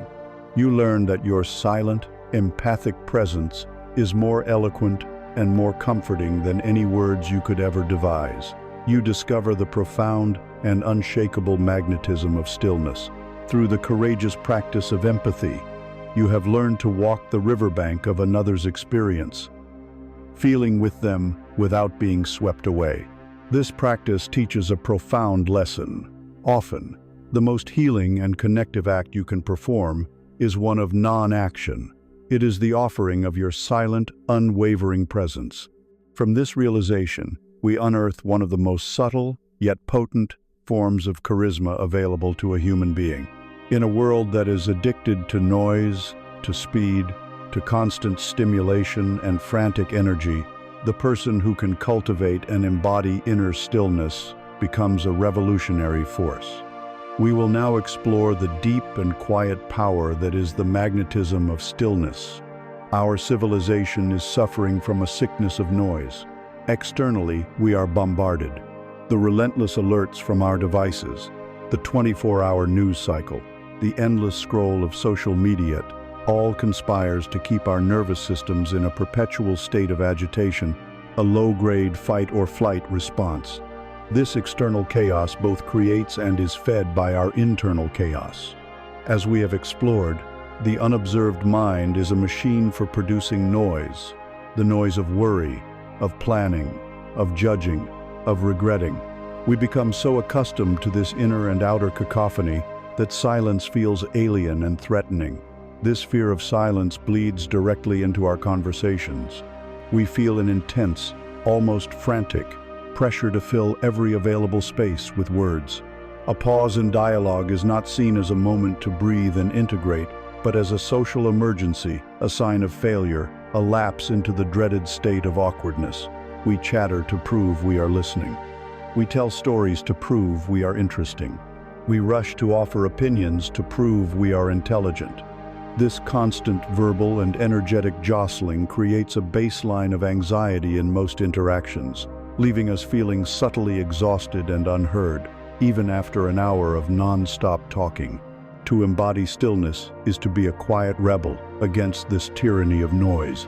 It is to become an oasis in a desert of frantic energy. Think of the most powerful and dramatic weather phenomenon on Earth, a hurricane. The winds at its edge can level entire cities. Its power is terrifying. Yet, at the absolute center of this swirling vortex of chaos is the eye of the storm, a place of perfect, profound calm. The greatest power of the storm is not in its violent winds, but in the stillness at its heart that organizes the chaos around it. To cultivate stillness is to become the eye of the storm. You are not weak, passive, or detached. You are the calm, stable, and powerful center around which the chaotic energies of life and of other people can swirl without disturbing your core of peace. This inner stability is felt by others as immense strength. When they are in the throes of their own inner hurricane of anxiety or anger, your stillness provides them with a non-verbal point of reference, a reminder that peace is possible. It is essential to understand that this stillness is not necessarily inactivity. You can be walking, working, or engaged in lively conversation while remaining inwardly still. The stillness we speak of is not a stillness of the body, but a stillness of the soul. It is the absence of inner friction. It is the state of being so fully anchored in the present moment that you are no longer at war with yourself or with reality. You are not resisting, not judging, not striving. You are simply being. This state emanates from you as a palpable field of peace. You must understand that people are energetically starving for this peace. Their own minds offer them no respite, and the world offers them constant agitation.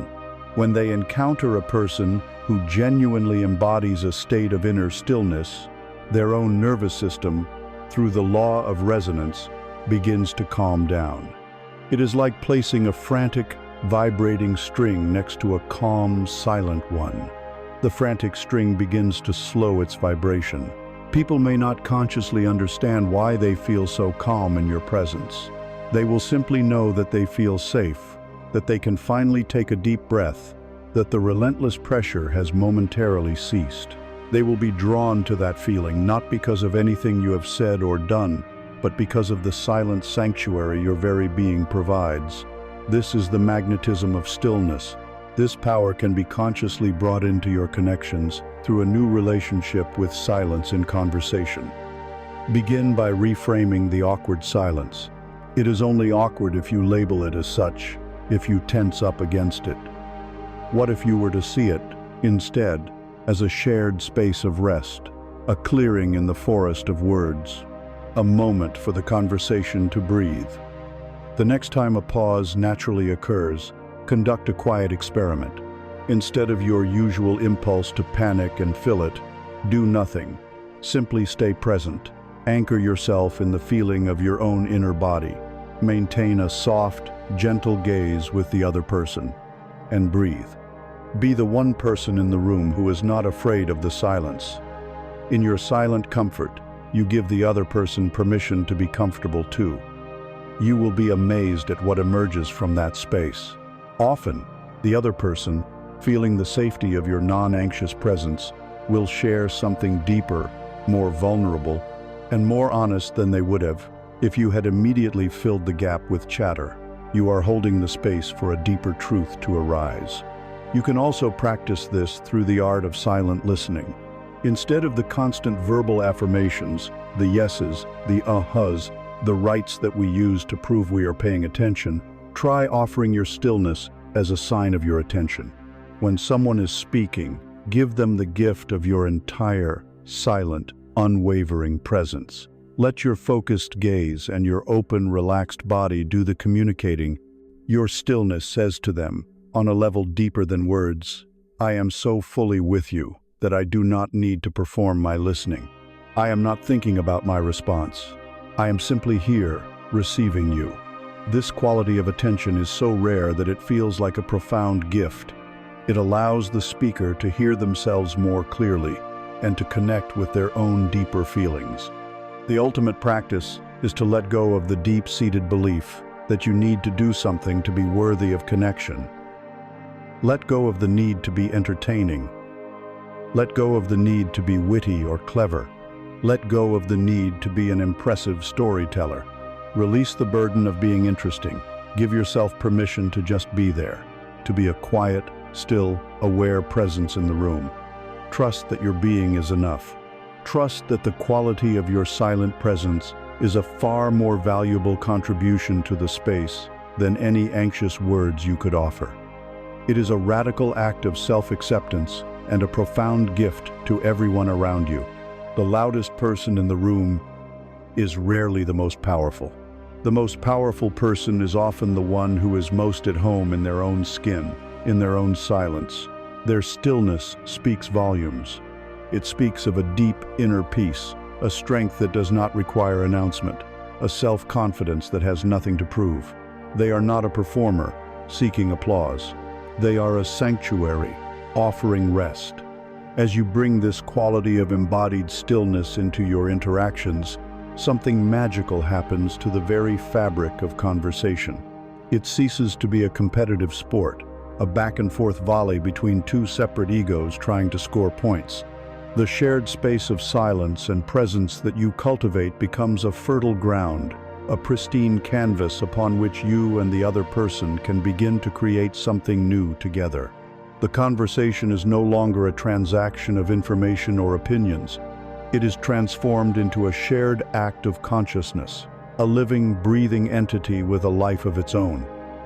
It becomes a co-creation.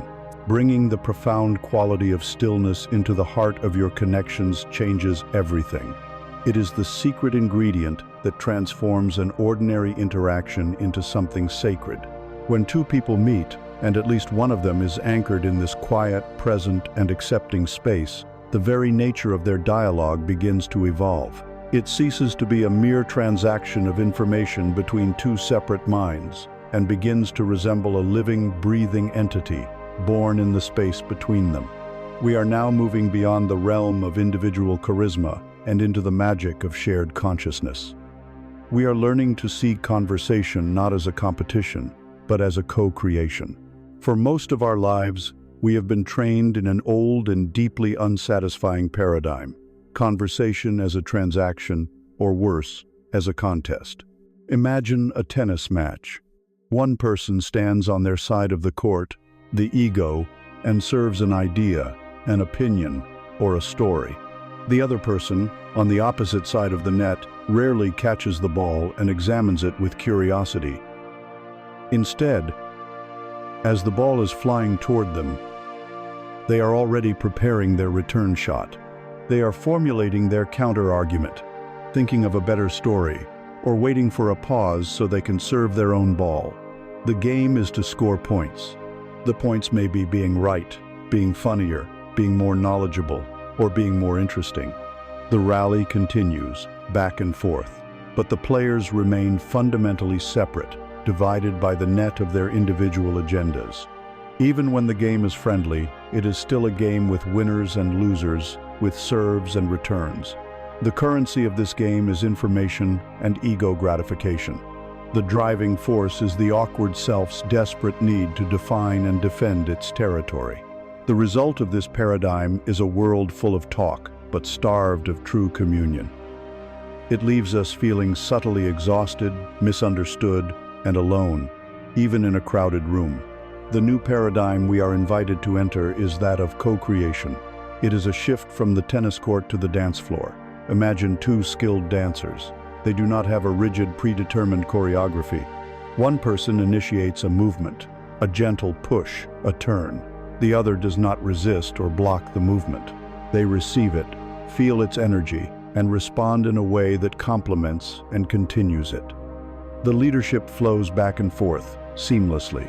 Sometimes they move in perfect synchrony, sometimes in beautiful counterpoint.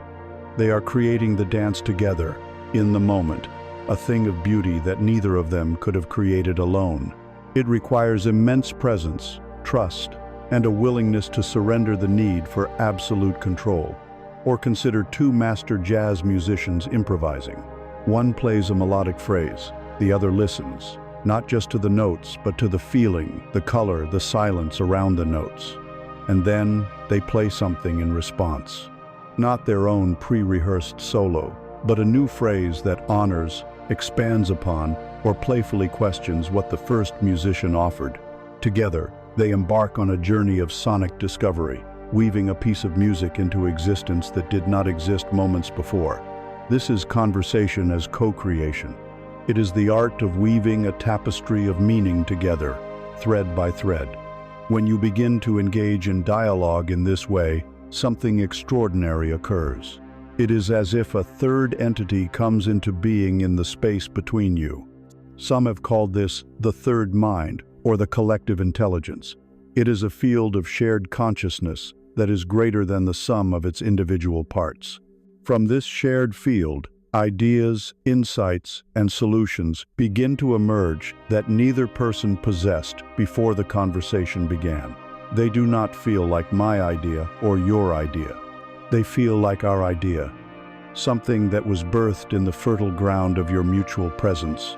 You may have entered the conversation with a fixed opinion, but in the co-creative flow, a new, more nuanced perspective reveals itself, a perspective you both arrive at simultaneously.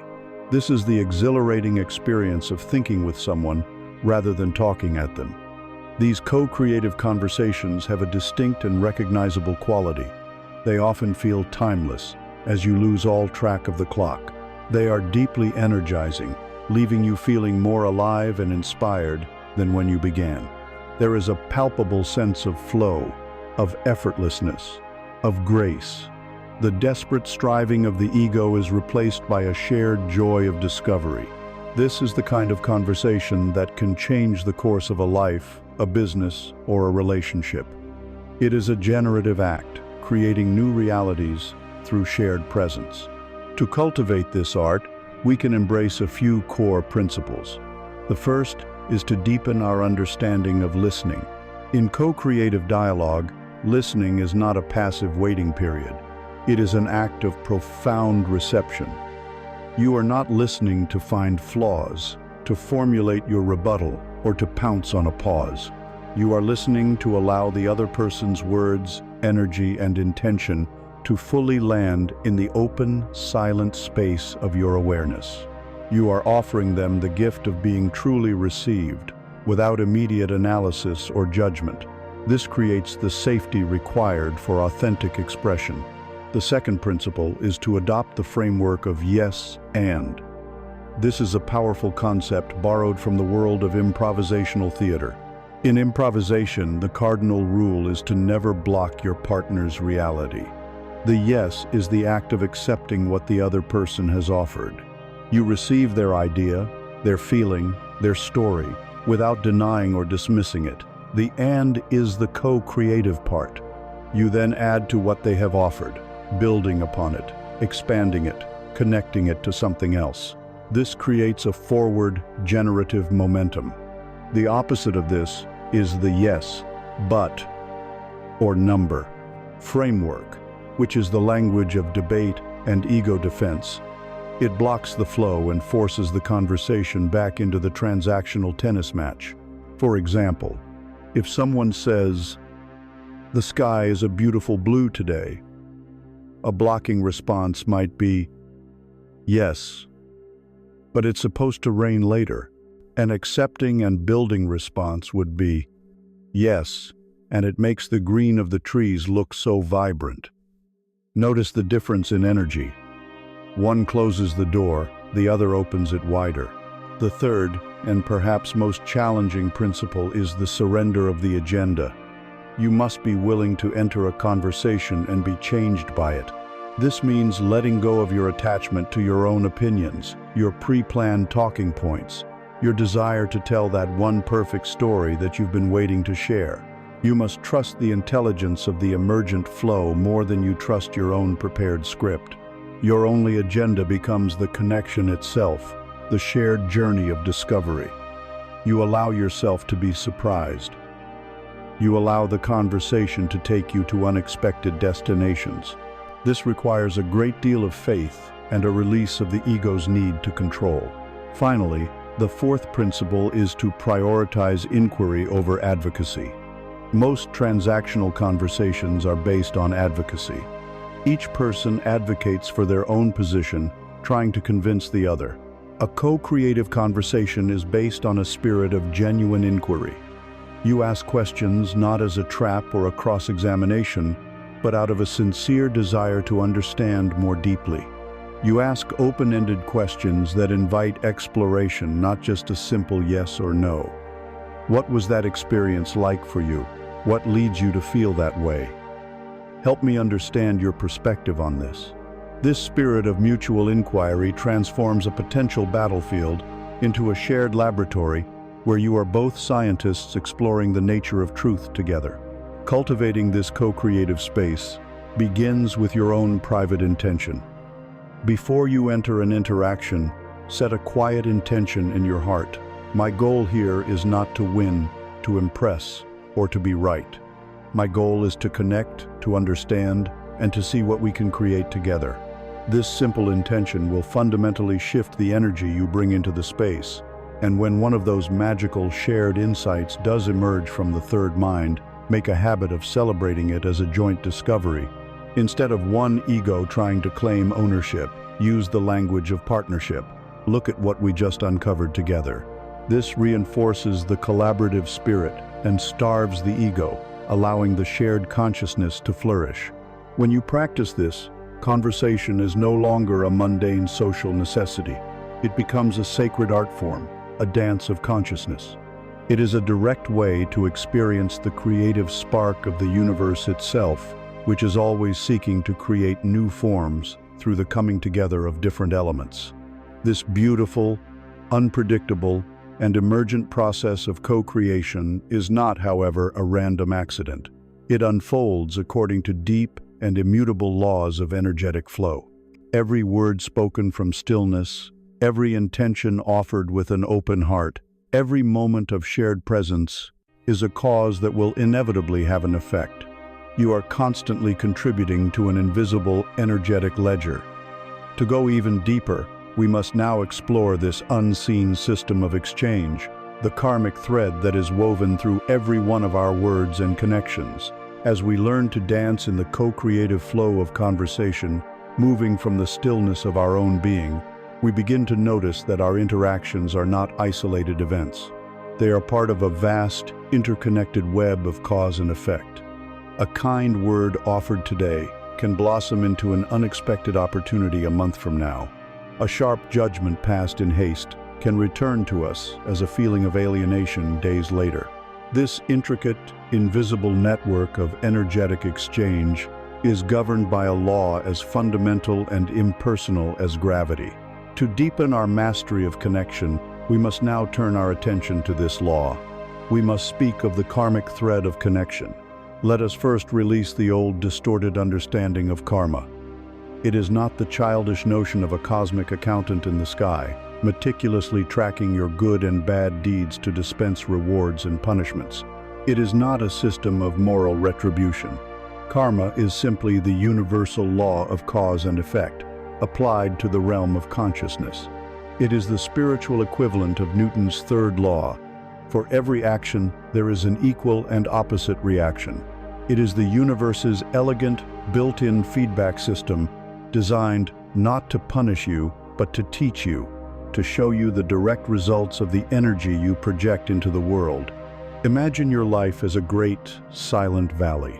Every word you speak, every action you take, every intention you hold is a shout into this valley. Karma is the echo. The valley does not judge your shout. It does not decide if the word love is morally superior to the word hate. It simply, faithfully, and perfectly reflects the exact quality and intensity of the sound you produced. If you shout anger into the valley of your life, the echoes that return will be filled with the jarring vibrations of anger. If you shout peace, the echoes that return will be the gentle resonance of peace. You are, in every moment, composing the soundtrack of your own life. The most crucial element to understand in this equation is that the true cause, the original shout into the valley, is not the external action itself, but the intention behind it. Intention is the source code of karma. You can perform a seemingly kind act, such as giving a compliment, but if the intention behind it is to manipulate someone or make them indebted to you, then the karmic seed you have sown is one of manipulation and lack, not of kindness. Conversely, you can speak a difficult truth to someone, an act that might cause temporary discomfort. But if your deep, sincere intention is to help them break free from a harmful pattern, the karmic seed you have sown is one of courage and love. This is why our entire journey so far of finding the still point, of cultivating presence, of shedding the ego's armorus, the essential groundwork for creating good karma. When you act from a place of inner peace and genuine connection, your intentions are naturally purified.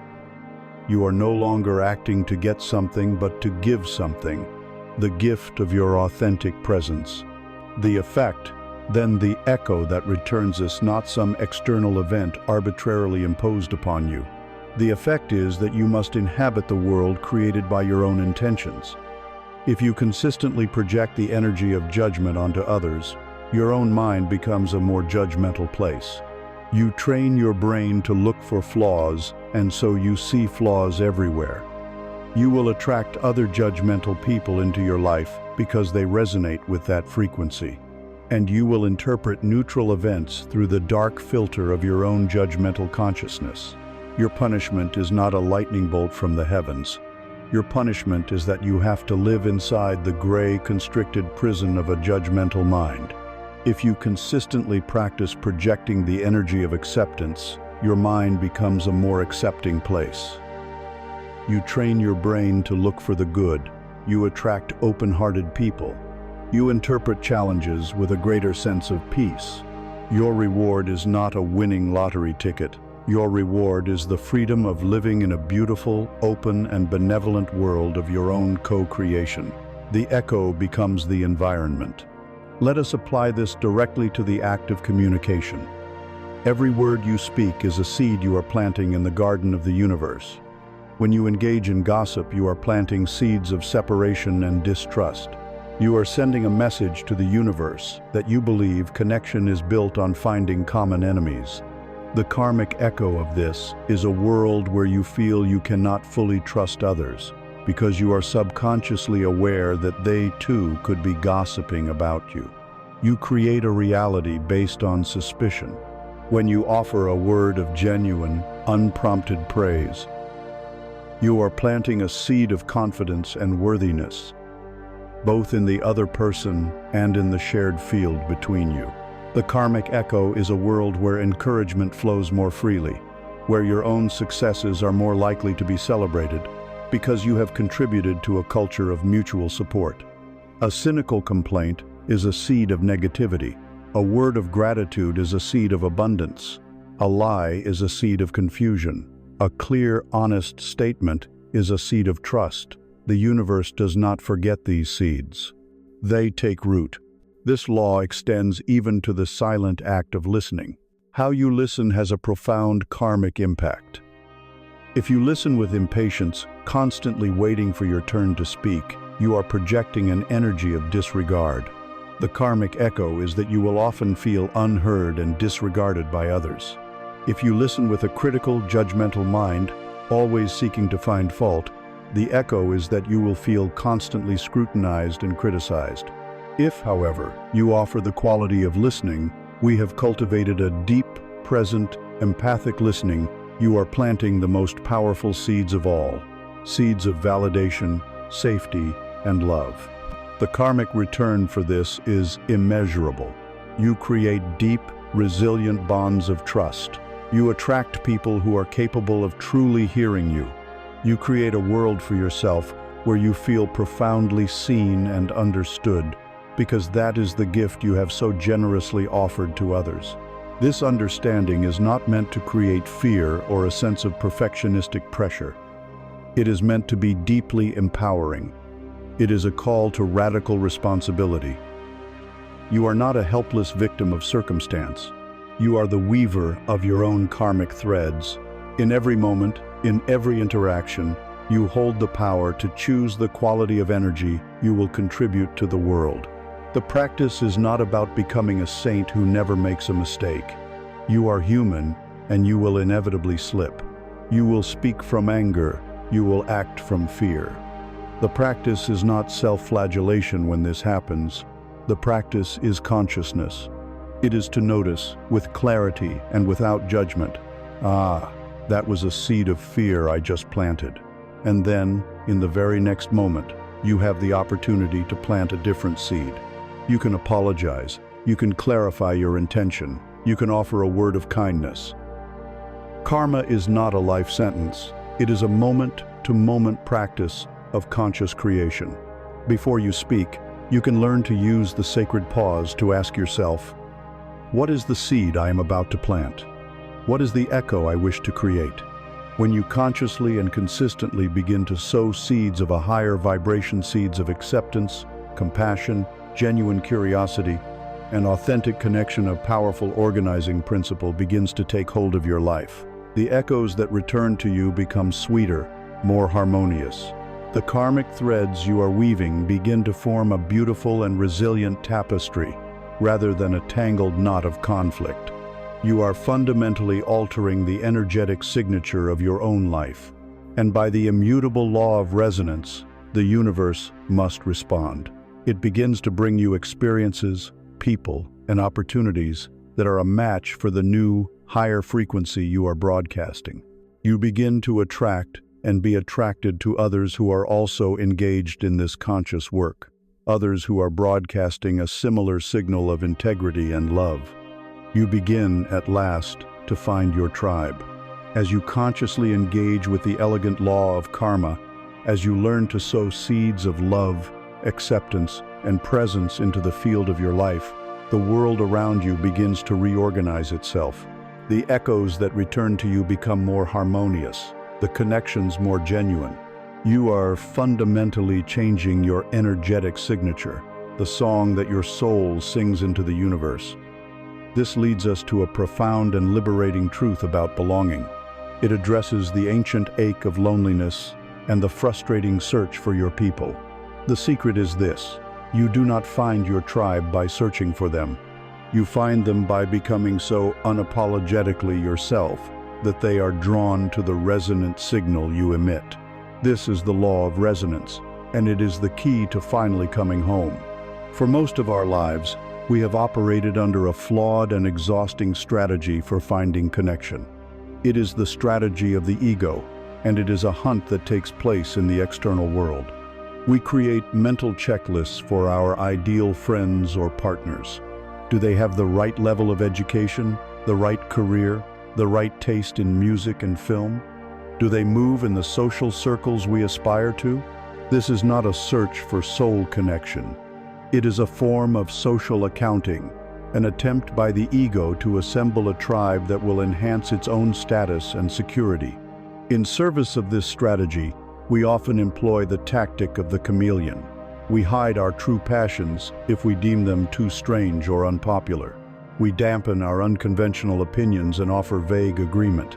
We feign enthusiasm for activities we do not enjoy, all in the hope of gaining entry into a group that we believe will grant us a sense of belonging. This strategy is the very source of our deepest loneliness. Even if it succeeds, even if you are accepted into the coveted circle, you are left with a gnawing sense of emptiness.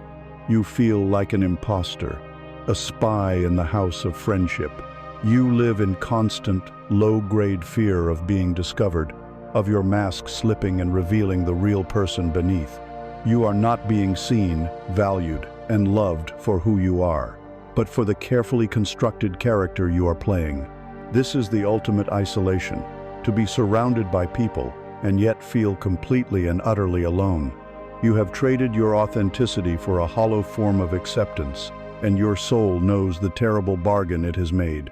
The path to true belonging requires a complete reversal of this strategy.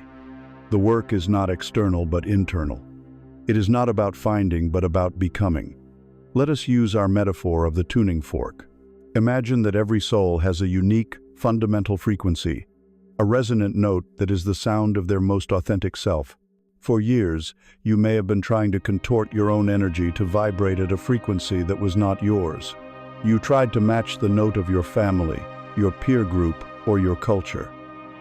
This effort required immense energy, and the sound it produced was a dissonant, anxious hum, the feeling of social awkwardness. The entire journey we have undertaken together has been about ceasing this frantic effort. It has been about gently clearing away the noise and the armor so that you could finally hear your own true note. Your only task now is to have the courage to sound that note clearly and consistently into the world. This is what it means to live an authentic life. It means embracing the passions that make your heart sing, even if others find them odd. It means speaking your truth with kindness and from the still point, even if it is not the popular opinion. It means living in alignment with your deepest values, even if it is inconvenient. You cease being a distorted echo of your environment, and you become a clear, coherent, powerful broadcasting station for your own unique essence. And then, the magic of resonance begins. The law of physics states that a vibrating object will cause other objects with a similar resonant frequency to begin vibrating as well. When you, as a tuning fork, finally begin to hum with the clear, strong note of your authentic self, other tuning forks in the universe who share that frequency will begin to hum with you. They will be drawn into your life, often in the most synchronistic and unexpected ways. You will meet them at a random workshop, be introduced by a distant acquaintance, or find them online in a niche community dedicated to your shared passion. It will not feel like striving or hunting. It will feel like a recognition, a remembering, an effortless coming together. You are not attracting them in the sense of pulling something external toward you. You are simply revealing who you are, and those who are made of a similar soul stuff are naturally activated and revealed in your presence. The connections you form from this place of resonance have a completely different quality from the transactional relationships of the ego. The first sign is often a feeling of inexplicable familiarity, a sense of, I know you, even if you have just met. This is a resonance of the soul, a recognition that happens on a level far deeper than personality. With these people, you experience the profound relief of not having to perform. You can finally take off the heavy armor. You can be quiet without feeling pressured to talk. You can be enthusiastic without fear of being judged. You can be sad without feeling the need to apologize for your feelings. Your connection is not contingent upon what you do or what you achieve. It is based on the simple, unconditional acceptance of your being. Furthermore, a resonant relationship is always generative. It amplifies you. It does not diminish you or require you to shrink. In the presence of your true tribe, you become more of who you are. Your creativity is sparked, your courage is bolstered, your joy is magnified. You are not just accepted, you are celebrated, and you do the same for them. It is a co-creative partnership where the whole is far greater than the sum of its parts. This is the feeling of coming home. It is the end of the long exile of the awkward self. This principle brings with it a great and profound relief. The desperate, lonely search is over. The endless effort to be someone you are not can finally be laid to rest. The work is simple, though not always easy. It is the courageous commitment to be yourself. Your tribe is not a lost city to be found on a map. It is a vibrational reality that you magnetize toward you through the power of your own authenticity. This courageous act of broadcasting your true frequency is the ultimate act of self-love, and it is the only true path to belonging. However, living authentically in a world of mixed and often chaotic energies requires not just courage, but also wisdom. As you become a clearer and more powerful beacon of light, you must also learn how to tend to the lighthouse itself. You must learn to protect your own energy, to maintain the clarity of your signal, and to discern which energies you allow into your sacred space. This brings us to the essential and empowering practice of creating conscious, energetic boundaries. As you begin to resonate with the clear, strong frequency of your authentic self, you become a beacon. Your light shines more brightly in the world, and by the law of resonance, you begin to draw toward you the people and experiences that match your newfound clarity. This is a beautiful and liberating phase of the journey. However, a brighter light also casts a clearer shadow, and it can attract all manner of attention. not all of it beneficial for your spirit. As you become more open, more sensitive, and more energetically potent, you must also become more discerning. To maintain the integrity of your signal and the peace of your inner world, you must learn the sacred art of building your own energetic fences. This is the practice of creating healthy, conscious boundaries. Let us begin by dismantling the great lie that has kept so many of us in a state of chronic self-abandonment. We have been conditioned by our families, our culture, and our own fears to believe that setting a boundary is a selfish act. We have been taught that a good person is endlessly available, endlessly accommodating, and endlessly agreeable. We have been led to believe that saying no is unkind, that protecting our time is greedy, and that prioritizing our own emotional well-being is narcissistic. This is a lie designed to keep us small, compliant, and useful to the agendas of others. We must now reframe this understanding completely. Setting a healthy boundary is one of the most profound acts of love you can perform. Every clear, conscious no to a person, a request, or an energy that drains or disrespects you is a powerful, resounding yes to yourself. It is a yes to your peace, a yes to your vitality, a yes to your sanity, and a yes to the life that is trying to blossom within you. A boundary is not a wall you build to shut the world out. It is a sacred fence you build around your own precious garden.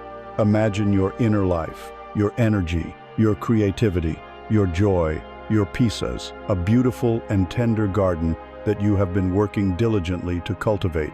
You have pulled the weeds of self-doubt, watered the seeds of self-acceptance, and allowed the light of your own consciousness to shine upon it. A boundary is the beautiful fence you erect around this garden. The purpose of the fence is not to express hatred for the wilderness outside. The wilderness is wild and beautiful in its own right. The purpose of the fence is to define the space that is yours to tend to. It protects the delicate blossoms from being trampled. It keeps the soil rich and prevents it from being depleted. It creates a safe, consecrated space where the life within can flourish, unhindered. Without a fence, there is no garden. There is only wilderness. Without boundaries, there is no self. There is only the undifferentiated chaos of other people's needs, demands, and emotions. These sacred fences are needed in many different dimensions of our lives. We are most familiar with physical boundaries, the right to your own personal space, the right to not be touched without your consent, the right to the privacy of your own home. But the more subtle boundaries are often the most crucial for our well-being. There are emotional and energetic boundaries.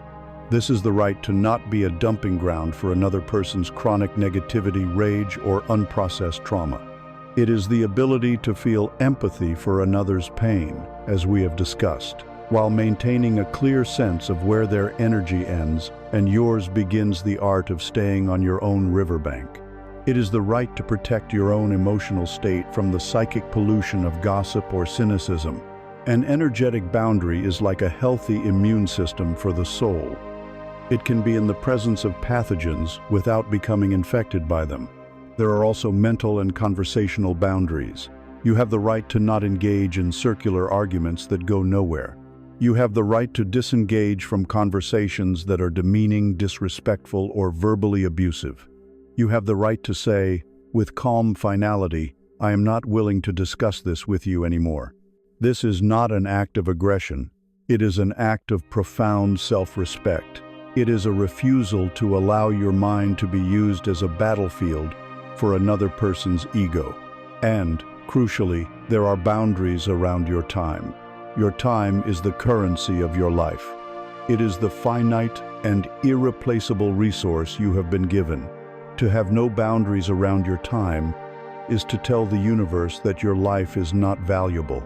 Setting boundaries around your time means learning to say no to requests, commitments, and opportunities that do not align with your deepest values and your soul's purpose. It means carving out and fiercely protecting sacred time for rest, for play, for silence, and for the people and projects that truly nourish you. It is treating your own time with the reverence you would give to any holy thing. If this practice is so vital, Why do we find it so terrifyingly difficult? The resistance is rooted in a deep, primal fear, the fear of abandonment. For many of us, especially those with a history of trauma or unpredictable caregiving, we learned early in life that our safety and lovability were conditional upon our compliance. We learned that saying no or having our own needs could lead to the withdrawal of love, approval, or even physical safety. Our survival strategy became the disease to please. We became exquisitely attuned to the needs and moods of others, and we learned to suppress our own needs in order to keep the peace and maintain our connections. For the people pleaser, setting a boundary can feel like a direct threat to their very survival. The body's alarm system, wired for a danger that may no longer be present, goes into overdrive. This primal fear is often accompanied by a powerful feeling of guilt. The moment you say no, or even contemplate it, a wave of guilt can wash over you. It is essential to understand that this guilt is a malfunctioning compass. It is not a true signal that you have done something morally wrong. It is a conditioned emotional response, a ghost in the machine from your old programming. It is the echo of a parent's disapproval or a society's expectation. Learning to set boundaries requires learning to tolerate the profound discomfort of this false guilt. You must learn to sit with it, to breathe through it, and to recognize it as a sign that you are finally breaking free, that you are choosing self-love over self-abandonment. The long-term cost of having no boundaries is catastrophic. It is a guaranteed path to burnout, resentment, and a complete loss of self. You become a ghost in your own life, your energy scattered and depleted, your garden trampled and barren. You end up resenting the very people you worked so hard to please, and worst of all, you lose all respect for yourself. So, how do we begin the sacred art of building these fences? The foundation for any boundary is self-worth. You will only protect what you value. All the inner work we have done, finding your still point, accepting your flaws, connecting with your body, has been about building this foundation. You must know, in your cells, that your peace, your energy, and your life force are sacred and worthy of protection. From this foundation, the practice of setting a boundary becomes an act of communication. The most effective and kindest boundary is one that is clear, simple, and firm. We often make the mistake of being vague, apologetic, or overly emotional, which only invites negotiation and drama. A simple, "No, I am not available for that," is a complete sentence. A calm, "I am not willing to continue this conversation while you are raising your voice," requires no further justification. The why is not up for debate. The why is, because this is what I need to honor my own well-being. The most powerful boundaries are delivered not from a place of explosive, resentful anger, but from the calm, grounded energy of self-love. We often wait until we are completely depleted, our garden in ruins, and then we lash out, building a brick wall in a fit of rage. The practice is to build the fence with care and intention much earlier. The moment you feel that first twinge of resentment, that first sign of your energy being drained, that is the moment to calmly and lovingly state your limit.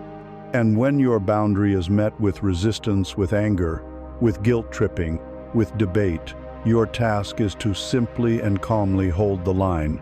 You are not responsible for the other person's emotional reaction. Their discomfort is their own to manage. You do not need to justify, argue, defend, or explain your boundary. You simply need to honor it. You are teaching the world how to treat you by demonstrating how you treat yourself. Boundaries are not the walls of a prison, keeping life out. They are the defining lines of a sanctuary, creating the safety required for life to flourish within. They do not destroy relationships. They are the prerequisite for all healthy, authentic, and respectful relationships.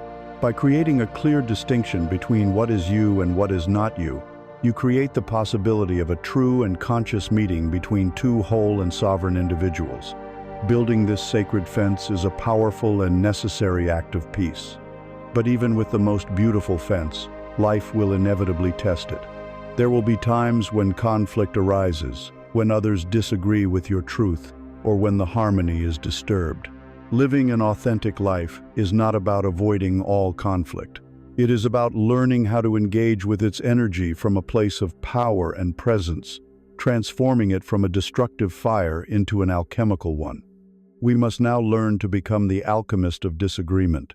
You have learned to build the sacred fence of your boundaries, defining the space where your inner garden can flourish in peace. This is a profound act of self-love, but to live authentically in the world means accepting that life, in its infinite creativity, will inevitably test your fences. Conflict and disagreement are not signs of failure. They are not interruptions to your spiritual path. They are an integral part of it. Our ingrained instinct is to fear conflict, to see it as a battle to be won or a catastrophe to be avoided at all costs. But we are now invited to adopt a more powerful and creative perspective. We are invited to become the alchemist of disagreement. An ancient alchemist did not see lead as a worthless, ugly metal. They saw it as a substance of great potential, a base material that, through a process of fire and transformation, could be turned into precious gold. Conflict is the lead of human interaction.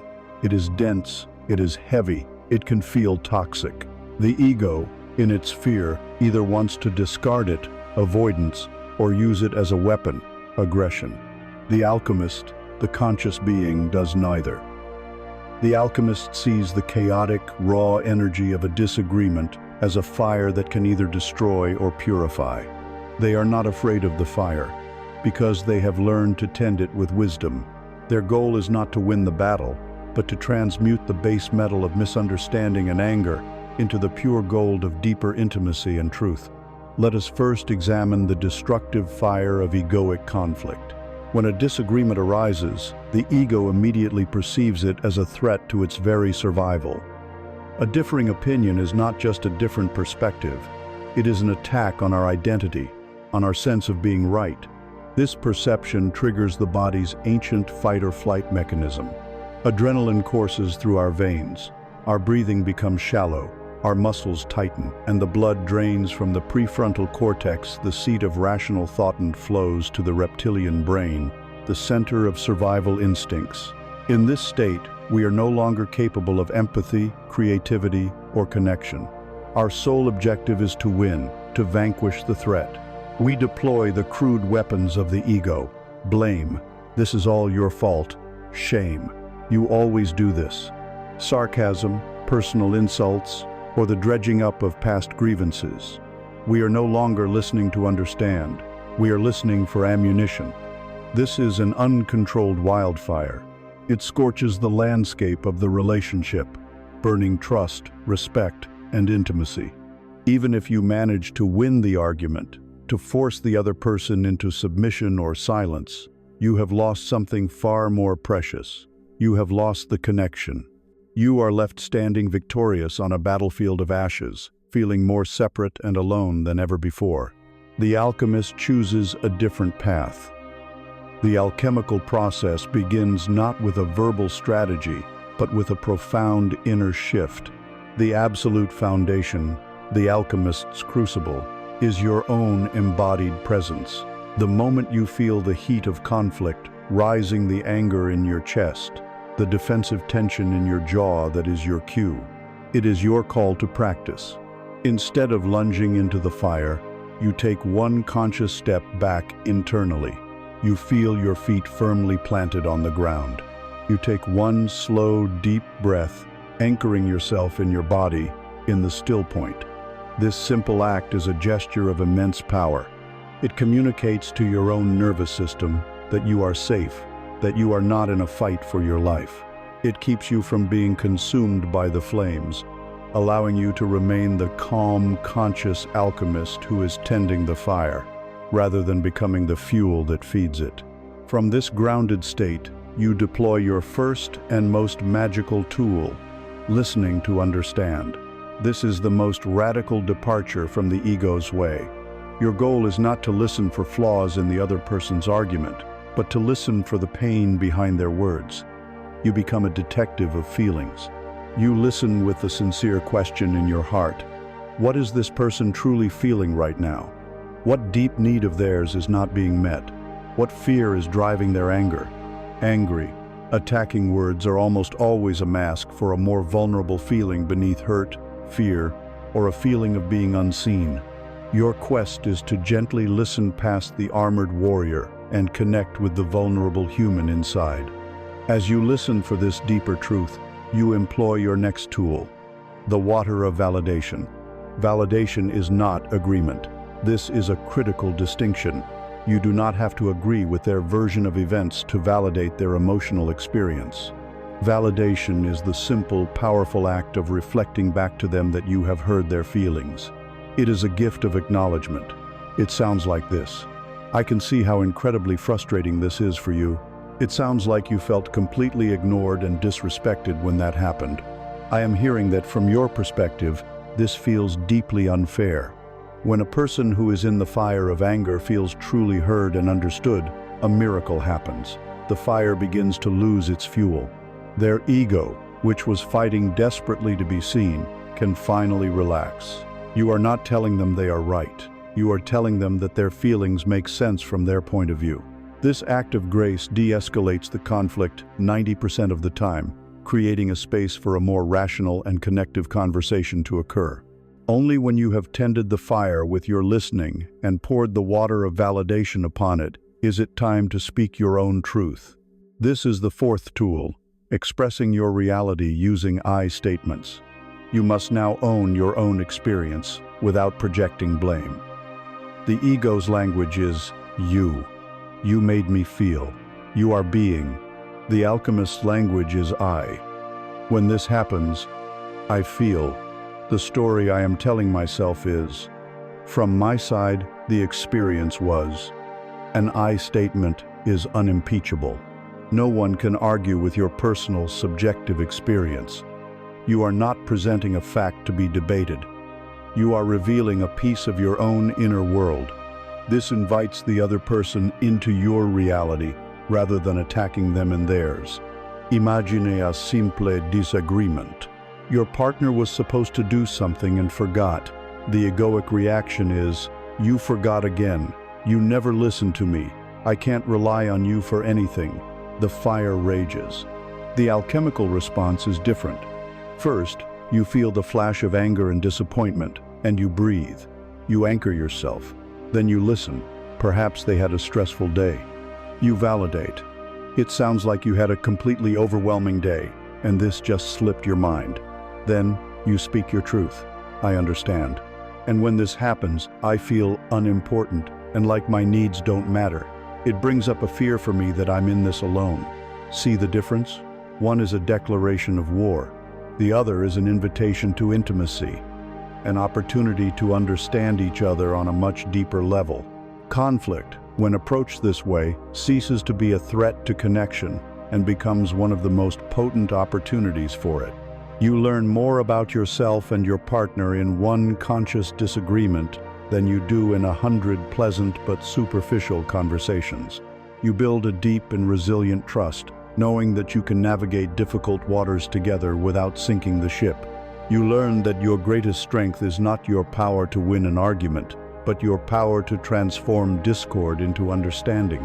This profound ability to alchemize conflict, to set boundaries with love, to connect with empathy, all of these practices are not merely techniques you apply. They are the natural, outward expression of your deepest, most fundamental belief system. Their strength and consistency depend entirely on the core story you are telling yourself about who you are, about the world, and about what you are capable of.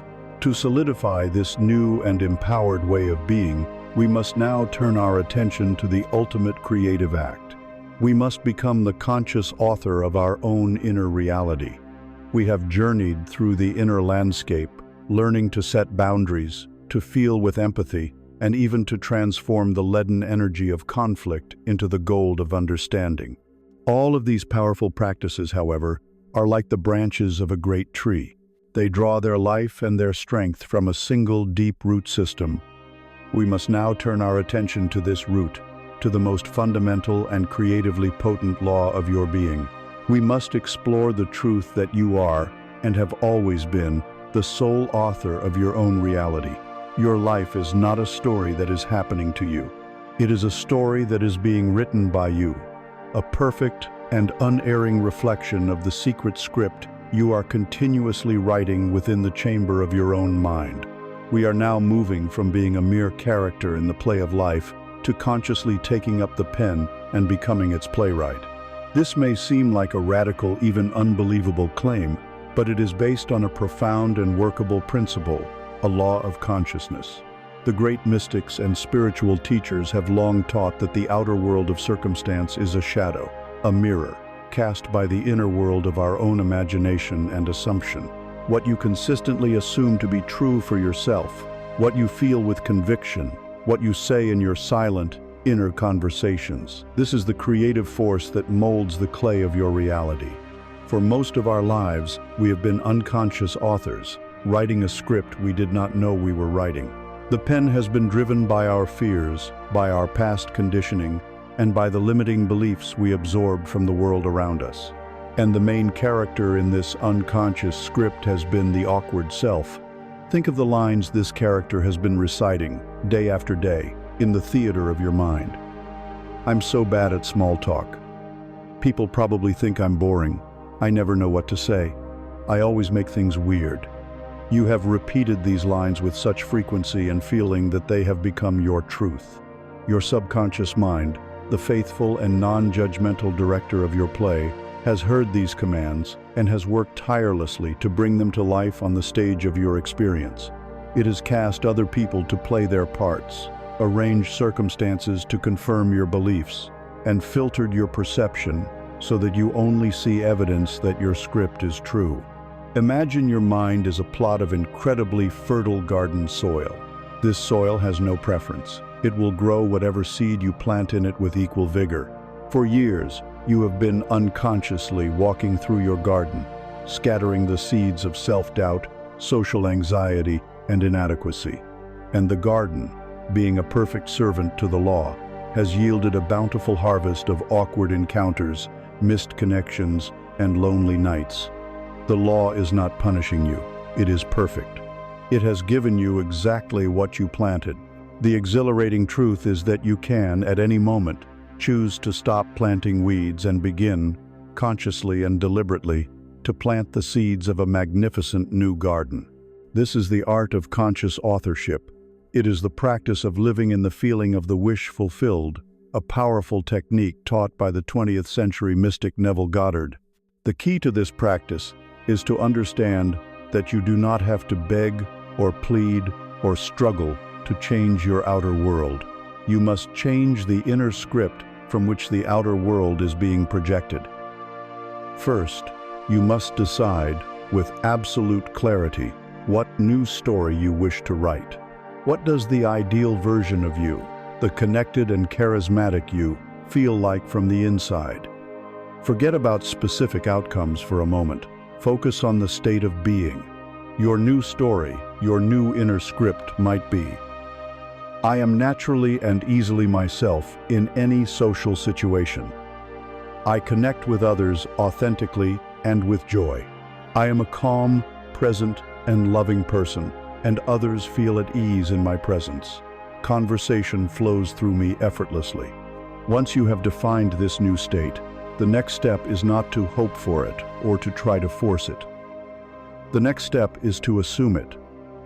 You must, in your imagination, already be the person you desire to be. This is the great secret. You must mentally and emotionally occupy the reality of your wish already being a fact. And we do this through a disciplined, creative act of imagination. I invite you to practice this now. Close your eyes and let your body relax. Now, construct a short, simple scene, a single event that would imply that your new story is already true. Do not create a long, complicated movie. Create a single, vivid snapshot. Perhaps the scene is a trusted friend saying to you, with genuine warmth, "You know, you are one of the easiest and most enjoyable people to talk to." Perhaps it is the simple feeling of standing in a group of people, feeling completely relaxed, included, and at peace, with a gentle smile on your face. Now, do not watch this scene as if you are in a movie theater. You must step into the scene. You must become the actor.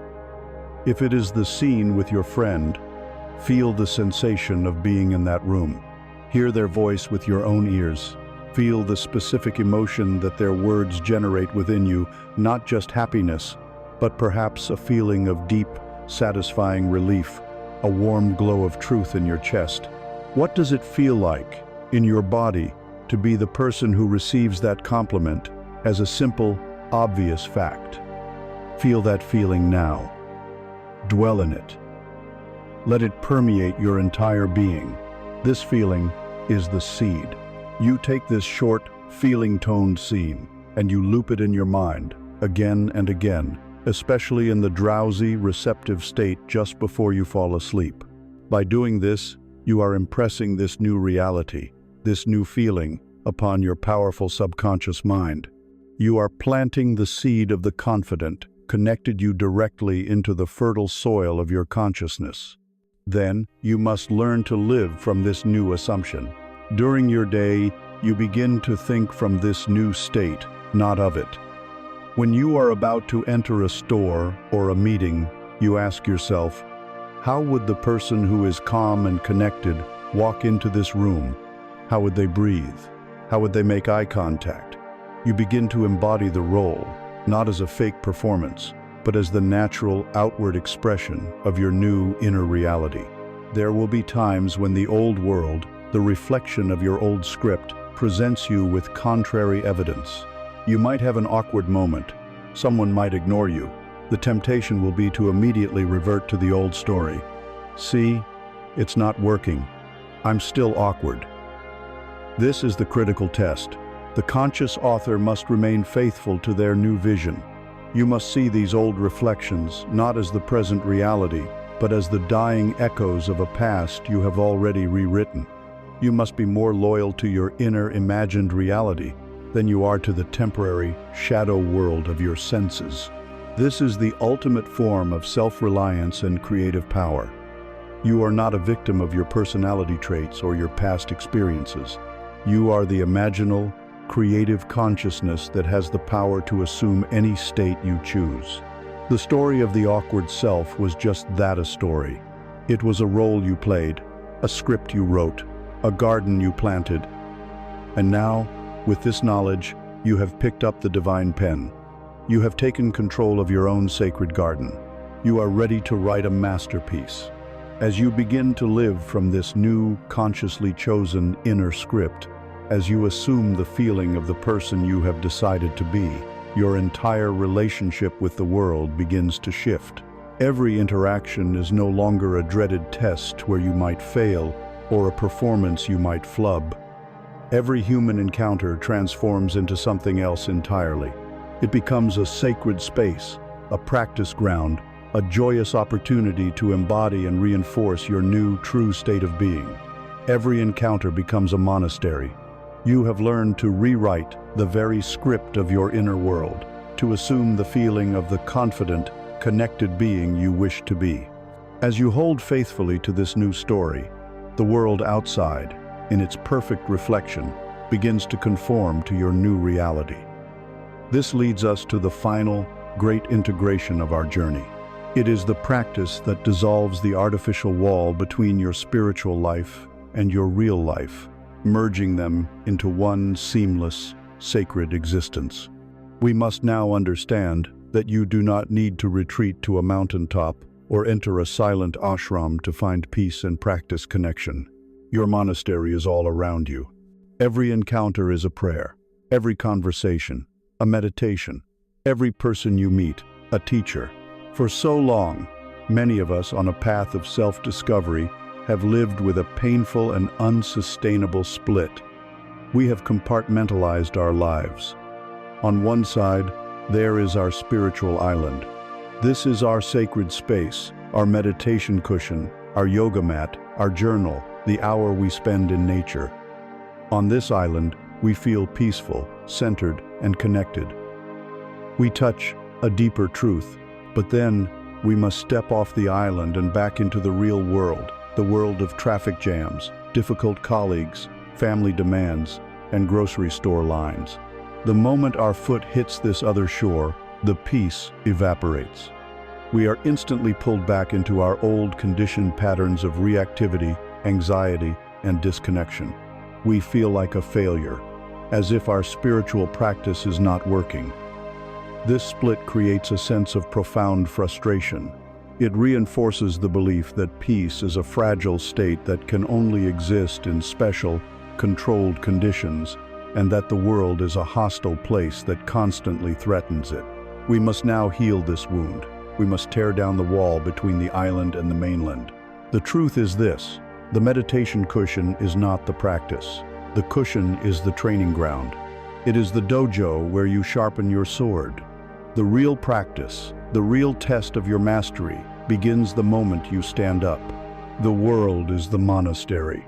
The difficult conversation with your boss is a more advanced meditation than an hour of sitting in silence. The crying child who needs your attention is a greater teacher of presence than any guru. The person who cuts you off in traffic is offering you a powerful real-time opportunity to practice non-reaction and manage your own vibrational state. To see every moment of your life through this lens is to transform everything. The mundane becomes magical. The irritating becomes instructive. The world ceases to be a place of threats and becomes a sacred university designed for the sole purpose of your awakening. Let us walk through the curriculum of this everyday monastery, seeing how each interaction becomes a sacred classroom for the skills we have cultivated.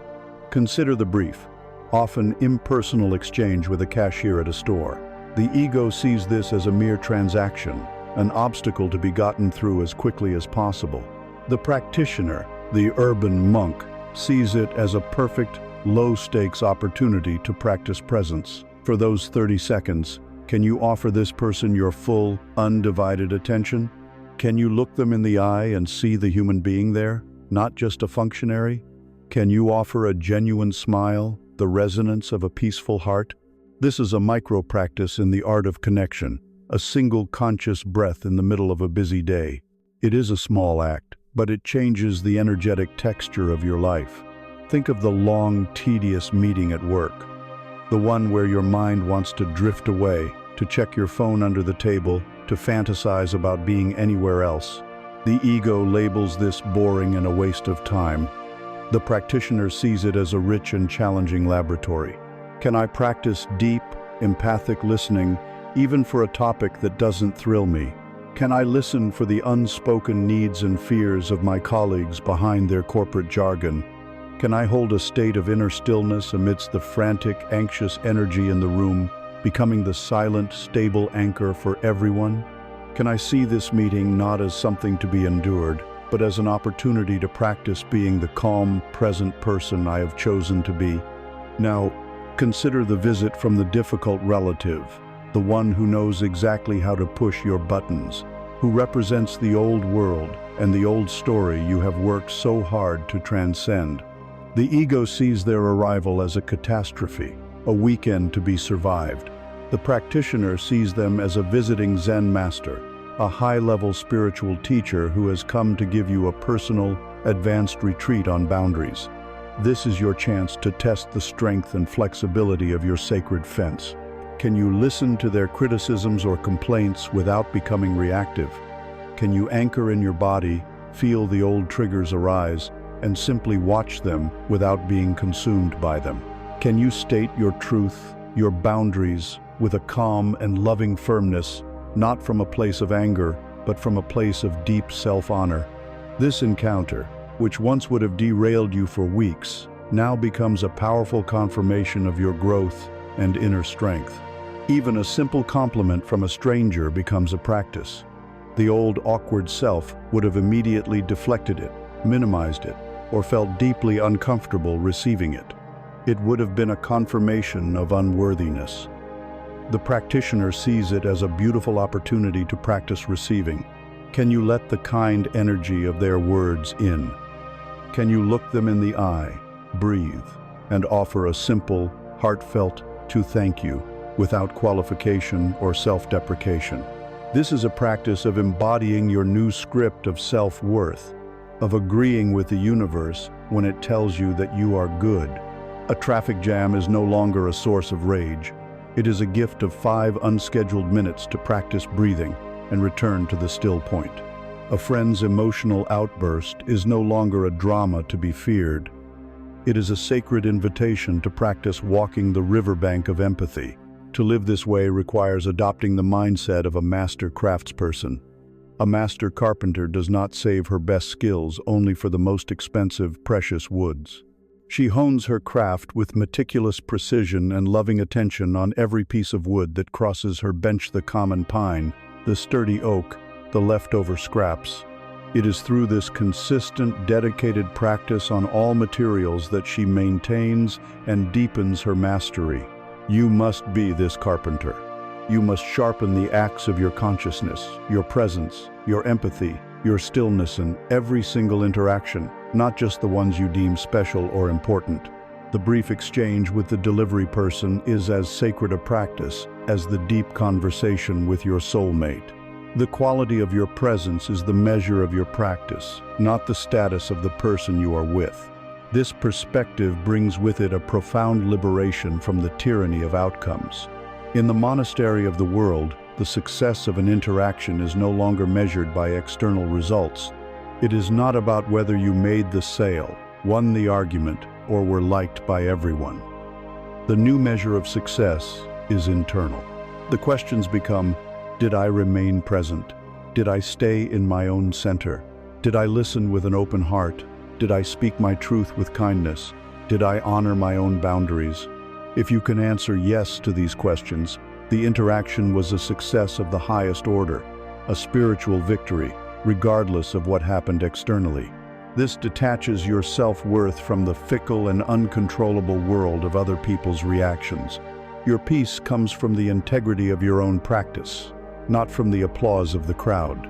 Ultimately, this path leads you to see the divine in every disguise.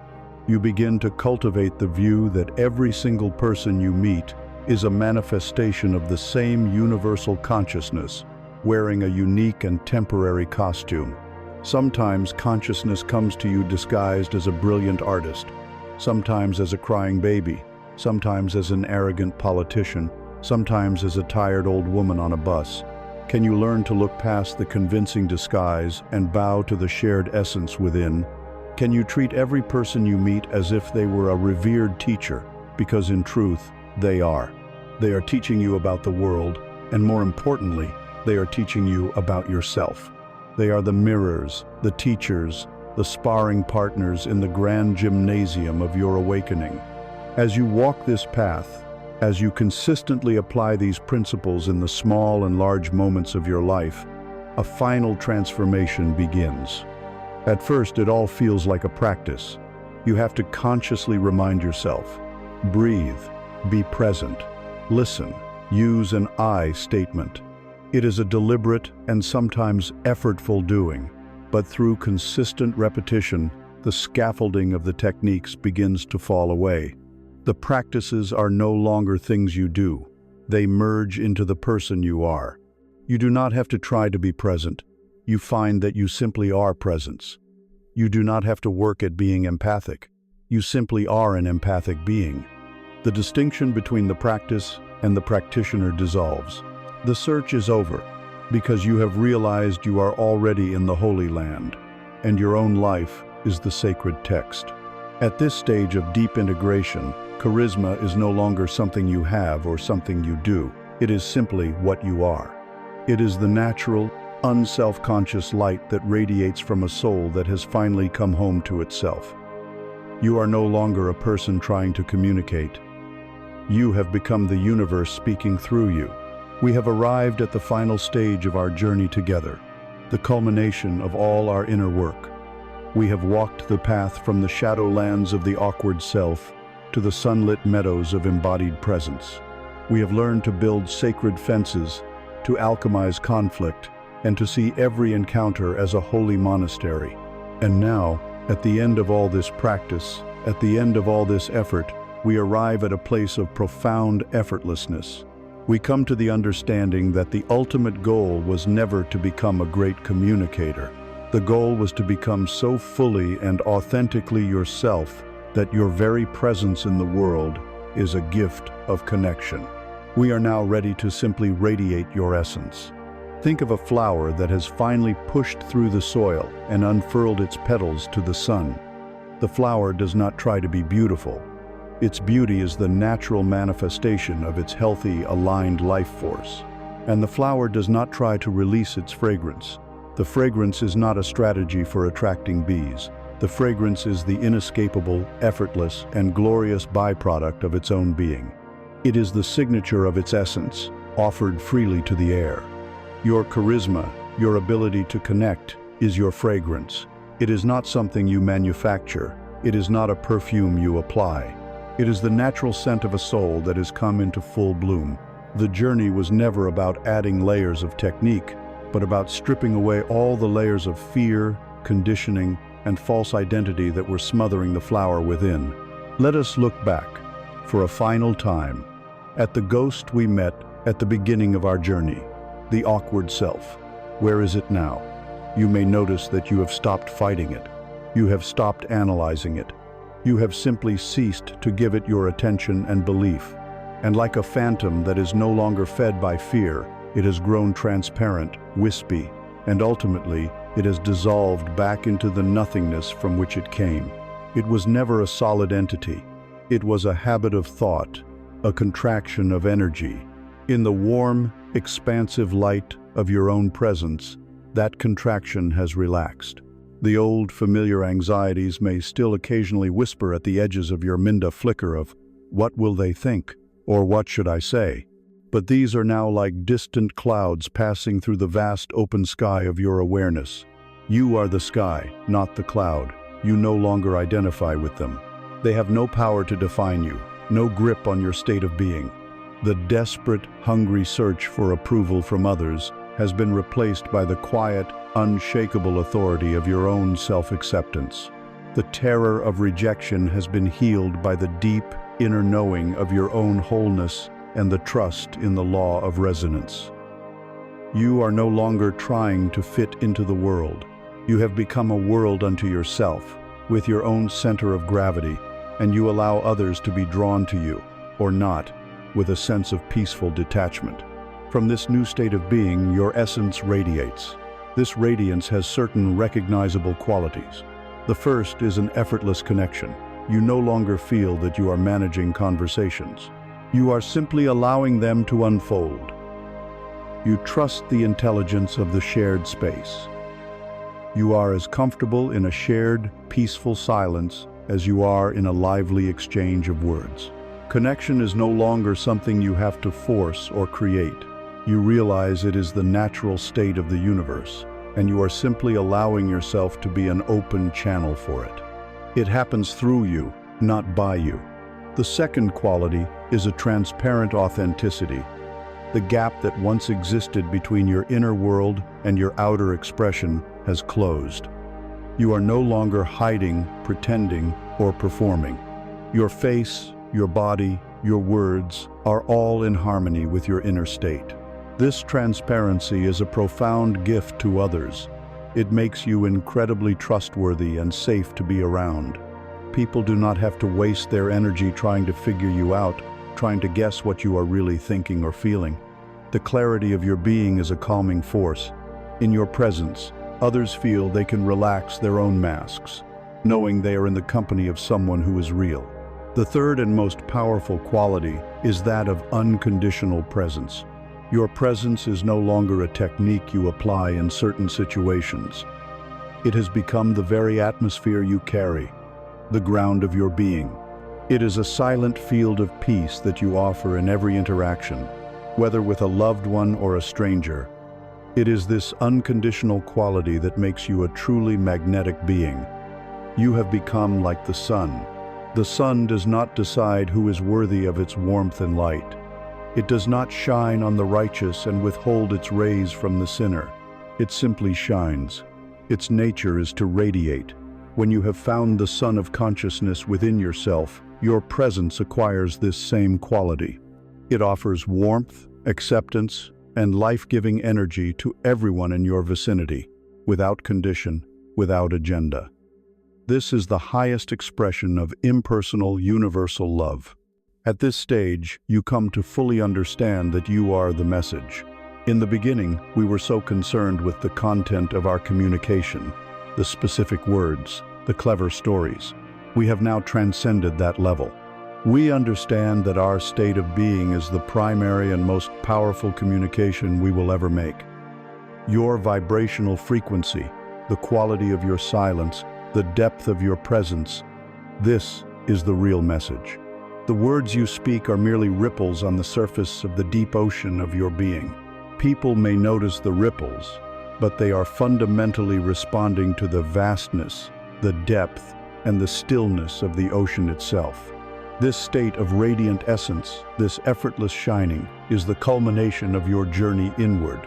We have moved from the initial pain of identifying the illusion of the awkward self through the diligent practice of the alchemical tools of connection to the seamless integration of these tools into a new way of life, and now, finally, to the simple, graceful state of being the result of that journey. You have become the living embodiment of your own inner work. And yet, this is not an end. It is not a static state of perfection where you will now reside forever, free from all challenges. It is, rather, the true beginning. It is a graduation. You have learned the native language of the soul. Now, you get to spend the rest of your life creating poetry with it. You have arrived at the starting line of a life lived from a place of profound freedom, deep connection, and authentic joy. Let us now gather these beautiful golden threads together and conclude our journey. And so, our journey of words comes to a close. We began with a simple and profound truth, that, long before you learned your first word, you knew how to communicate. Your presence was the message, your energy was the language. This entire path has not been a journey of acquisition, of adding new skills or clever techniques. It has been a journey of excavation, a process of gently removing all the rubble of fear, conditioning, and false identity that had been piled on top of the radiant, connected being you have always been. We have traveled through the labyrinth of the mind and the wisdom of the body, only to arrive back at the simple, sacred ground where we began, but seeing it for the first time. The awkwardness you once felt was the friction of a soul at war with itself. The charisma you sought was never a performance to be perfected, but the natural light that emanates from a soul that is finally at peace. You were never broken. You were only in hiding. And now, you have come home. Think of yourself now as a beautiful, finely crafted instrumentacello, perhaps, or a flute. For much of your life, this precious instrument was left in a dusty corner, its strings loose, its wood constricted with the tension of fear. Our work together has been to gently dust it off, to lovingly tighten the strings with our focused attention, to allow the body of the instrument to relax and breathe with our acceptance. Your only task, from this day forward, is to keep this instrument in tune. You do this not through struggle, but through simple acts of love, through moments of silence, through conscious breaths, through kindness to your own heart. You do not need to worry about the music. Life, the universe, God, the great consciousness, whatever name you give Itis the master musician, it is always, in every moment, seeking beautiful instruments through which to play its magnificent unfolding song. By simply keeping yourself tuned, by maintaining your own inner peace and presence, you make yourself available for this divine music to flow through you. This music, this is your connection. This is your love. This is the effortless, authentic charisma that is your birthright. It is not your music. It is the universe's music, playing through the unique and sacred instrument that is you. Carry this simple intention in your heart. Let it be not an affirmation you have to repeat, but a quiet, foundational truth that you can rest in. I do not try to impress. I only seek to connect. My presence is my gift. Be still and know who you are. Peace be with you.